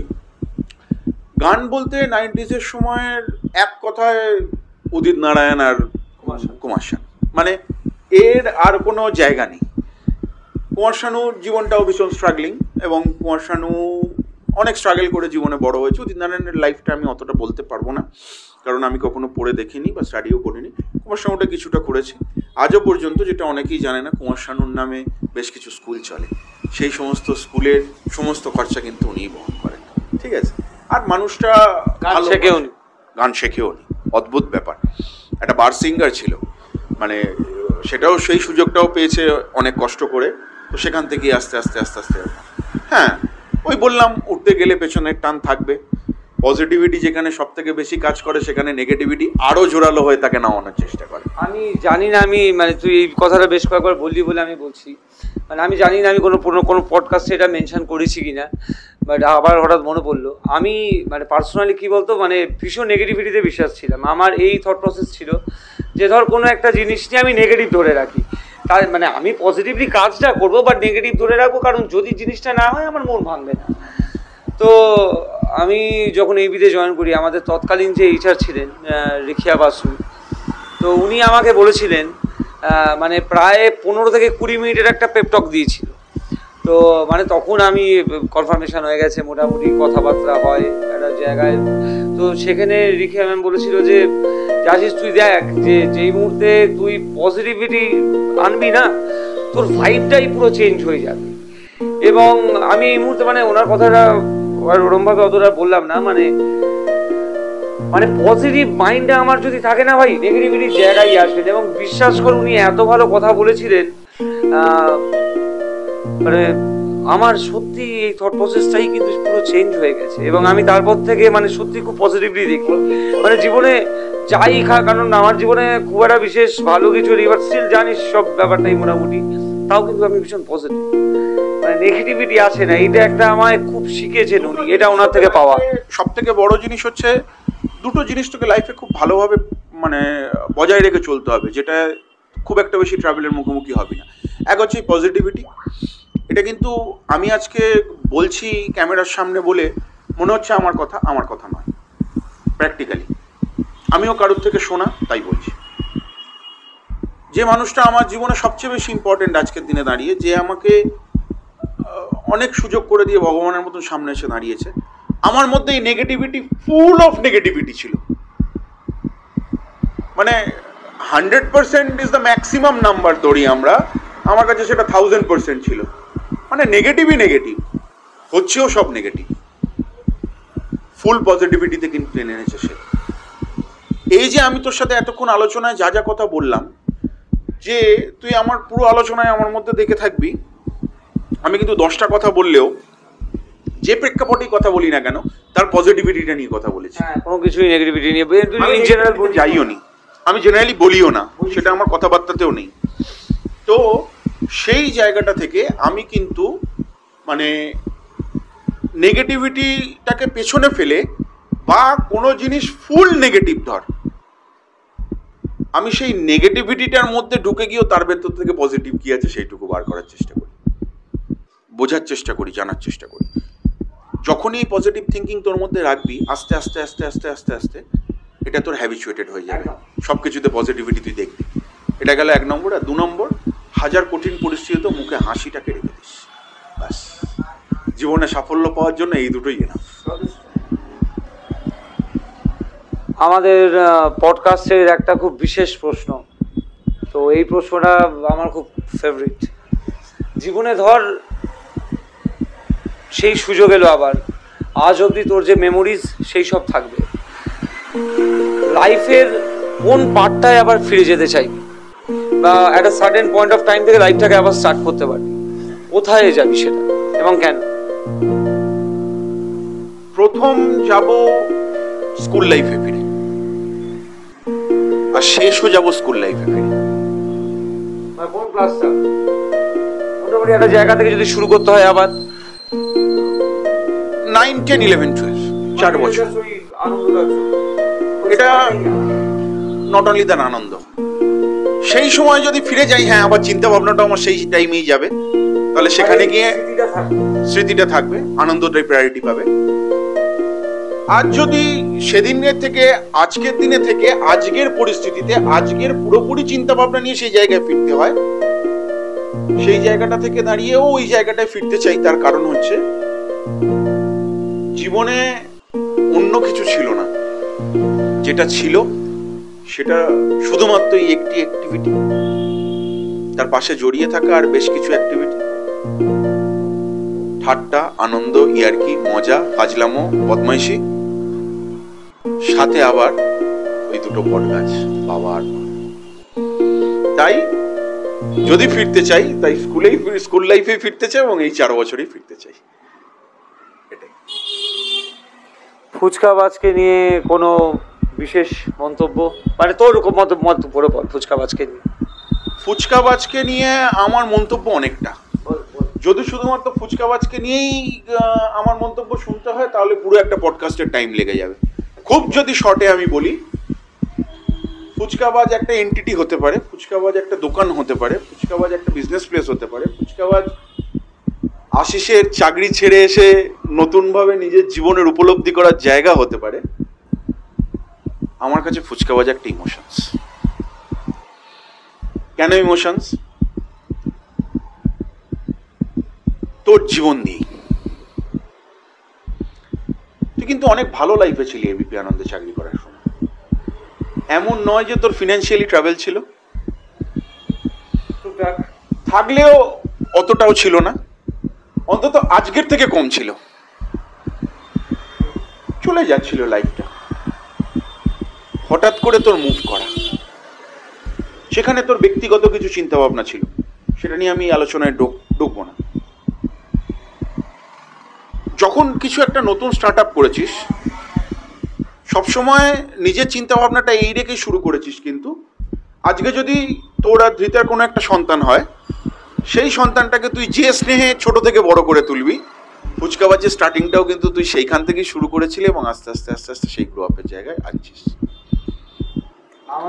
তোর নিজস্ব সন্তানের প্রতি তোর যে স্নেহ, মায়া, মমতা, ইমোশনস থাকবে, যে ভালোবাসাটা থাকবে ওকে বড় করার পেছনে, ফুচকাবাজের পেছনেও কিন্তু তোর ততটা ভালোবাসা, তোর ততটা স্নেহ, তোর ততটা মায়া, তোর ততটা মমতাই আছে। একটা সন্তান স্নেহেই তুই তোর এই জায়গাটাকে বড় করছিস আস্তে আস্তে। বাস্তবিক অর্থে যদি চলতি চোখে দেখি তাহলে মনে হবে যে একটা ব্যবসা শুরু করেছি, ব্যবসাটা হচ্ছে। যদি খুব ভেতরে ঢুকে ব্যাপারটাকে উপলব্ধি করি তাহলে ঠিক যেমনটা বললাম, একটা সন্তান হওয়ার পর একটা মা যেমন তার সমস্ত স্নেহ, মায়া, মমতা দিয়ে সেই সন্তানটাকে ধীরে ধীরে বড় করে তোলে, সেই ব্যবসাটা যে শুরু করেছে সেই মানুষগুলোরও ততটাই ইমোশনস, ততটাই মায়া, ততটাই মমতা জড়িয়ে থাকে। আজকে নতুন যা যা কিছু প্রোডাক্ট তুই ফুচকাবাজে বা ফুচকাকে নিয়ে ভেবে করেছিস, সেগুলো সবই কিন্তু তোর নিজস্ব ভাবনা, নিজের ভেতর থেকে এনেছিস, নিজে একটা নতুন কিছু করার চেষ্টা করেছিস। সবটা আমার না, আমি ধৃতা ভাই, সেখানে ধর ধৃতাও আছে, সেখানে মনিকাও আছে, তোদের চিন্তা ভাবনা। হ্যাঁ, মনিকা দেখ, প্রথম দিকটা তুই যখন চাকরিটা কন্টিনিউ করতে করতে এটা করেছিস, তখন মনিকা ধৃতার সাথে ওই দোকানে থাকতো সবসময়। তার পরবর্তীতে তুই পুরোপুরি ওখান থেকে বেরিয়ে এসে একসাথে করছিস। তো তোদের তিনজনের চিন্তা ভাবনা থেকে করেছিস। তো তোদের তিনজনেরই কিন্তু সন্তান এটা। মনিকার সন্তান বলবো না, বাট মানে কাকা তো বটেই। কাকা তো বটেই, তোদের দুজনের সন্তান হলে তুই তো কাকা বটেই। তো তারও তো সেই জায়গাটার প্রতি একটা স্নেহ থাকে। তো সেখানে এইখানে প্রত্যেক কটা জিনিস, যদি একটা জিনিস চিন্তা করিস, এইখানে থাকা এই প্রত্যেক কটা চেয়ার, টেবিল, যে কটা জিনিস রয়েছে মেটেরিয়ালিস্টিক, সেই সমস্ত জিনিসগুলো কিন্তু তোদের এক একটা অঙ্গ প্রত্যঙ্গের মতো। এটা কিন্তু ফ্যাক্ট। এটা আমার উপলব্ধি ফুচকাবাজে এসে। প্রোডাক্ট কি, খাওয়া দাওয়া কি, তার রেটিং, সেটা তো একটা ডিফারেন্ট ইস্যু, কিন্তু এটা আমার উপলব্ধি।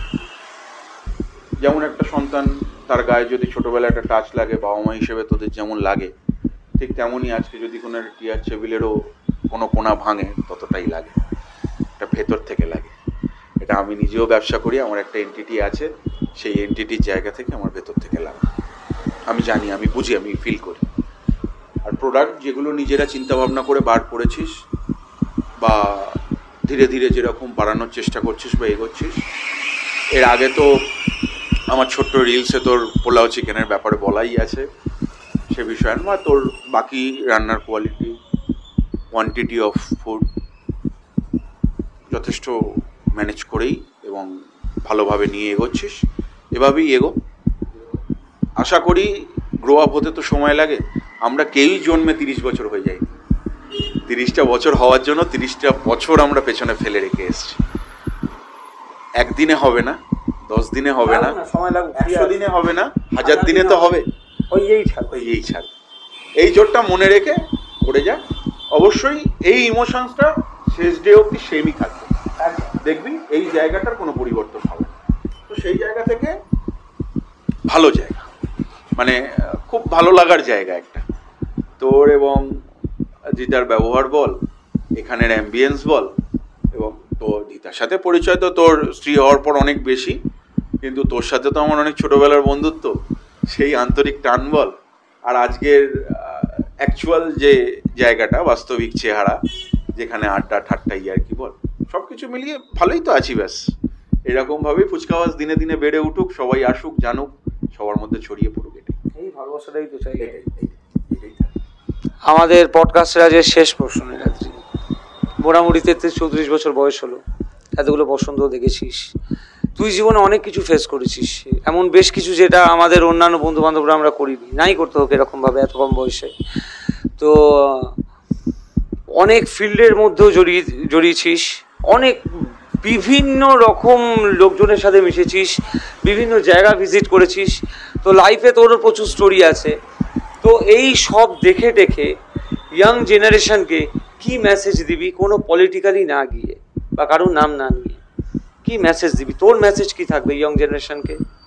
ইয়ং জেনারেশনের প্রতি, আজকের ইয়ং জেনারেশনের প্রতি, আজকের যেটা বাস্তবিক চেহারা আমরা চোখের সামনে দেখতে পাই, সেই জায়গাটা থেকে আজকের ইয়ং জেনারেশনের প্রতি আমার একটাই মেসেজ, জীবনে যাই করো, যা কিছুর মধ্যেই ডুবে যাও, নিজের সঠিক জীবনটা কোথাও দাঁড়িয়ে বড় হওয়ার সাথে সাথে চিনতে শেখো এবং নিজেকে সেই জায়গায় এস্টাবলিশ করো, জীবনে এগিয়ে যাওয়ার চিন্তা ভাবনায় রাখো। আজকের দিনের বাস্তবিক চেহারায় কিন্তু জীবনে এগিয়ে যাওয়ার থেকে পেছনে ফিরে আসার টান অনেক বেশি আজকের জায়গায়। আজকের পরিস্থিতিতে ইন্টারনেটটা, আজকের পরিস্থিতিতে মোবাইলটা একটা বড় ফ্যাক্টর হয়ে দাঁড়িয়েছে এটার পেছনে। ইন্টারনেট পরিষেবা আমাদের সময় ছিল না, আমাদের সময় খেলাধুলা, প্র্যাকটিক্যাল মাঠে যাওয়া, এই যে প্র্যাকটিসটা আজকের জেনারেশন থেকে কিন্তু চলে গেছে। তো আজকের জেনারেশনকে বলবো, কোথাও থেকে গিয়ে, যদিও এটা জ্ঞান মনে হবে, তবুও জ্ঞান দিবি তো তুই, সেই হিসাবে তো জ্ঞান দিবি, তবুও এই মোবাইল ইন্টারনেটের যুগ থেকে বেরিয়ে এসে প্র্যাকটিক্যালি মাঠে ফিরে এসে এই আনন্দটা একটু নেওয়ার জন্য, এতে করে তারা অনেক কিছু শিখবে। একটা মাঠে যাওয়া মানেই যে শুধুমাত্র খেলে চলে আসা তা নয়, মাঠে যাওয়া মানে ফিজিক্যালি 20টা মানুষের সাথে পরিচয় হওয়া, 20টা মানসিকতা জানা, 20টা ব্যবহার পাওয়া, 20টা মানুষের প্রত্যেকের আলাদা আলাদা আইডেন্টিফিকেশন, প্রত্যেকের আলাদা আলাদা চিন্তাভাবনা, সবগুলোর সাথে পরিচিতি হওয়া, তার মধ্যে থেকে ভালোটুকু নাও, খারাপটুকু ফেলে দাও, এইটুকুই তাদের প্রতি নেওয়া। এবং জীবনে অনেক বড় হোক, প্রতিষ্ঠিত হোক, নিজেদের লক্ষ্যে স্থির থাকুক, আর অবশ্যই মানে সঠিকটা চিন্তা ভাবনা করুক, এইটুকুই তাদেরকে বলা। থ্যাংক ইউ ভাই, খুব ভালো লাগলো একটা ব্যস্ততার মাঝে এসে তুই সময় দিয়েছিস এই সকালে। তো আজকে আমাদের এই পডকাস্ট শেষ করছি আপাতত, ফিরে আসবো আবার একদিন অন্য কারোর সাথে। চলি, নমস্কার, সবাই ভালো থাকবেন, আর ফুচকাবাজে আসুন, ফুচকাবাজের জিনিসপত্র দেখুন, ফুচকাবাজের জিনিসপত্র ট্রাই করুন, ভালো লাগবে। এখানে শুধুমাত্র খাবার নয়, খাবারের সাথে আমাদের ব্যবহারগুলোও ভালো লাগবে। সবাই আসুন, ধন্যবাদ।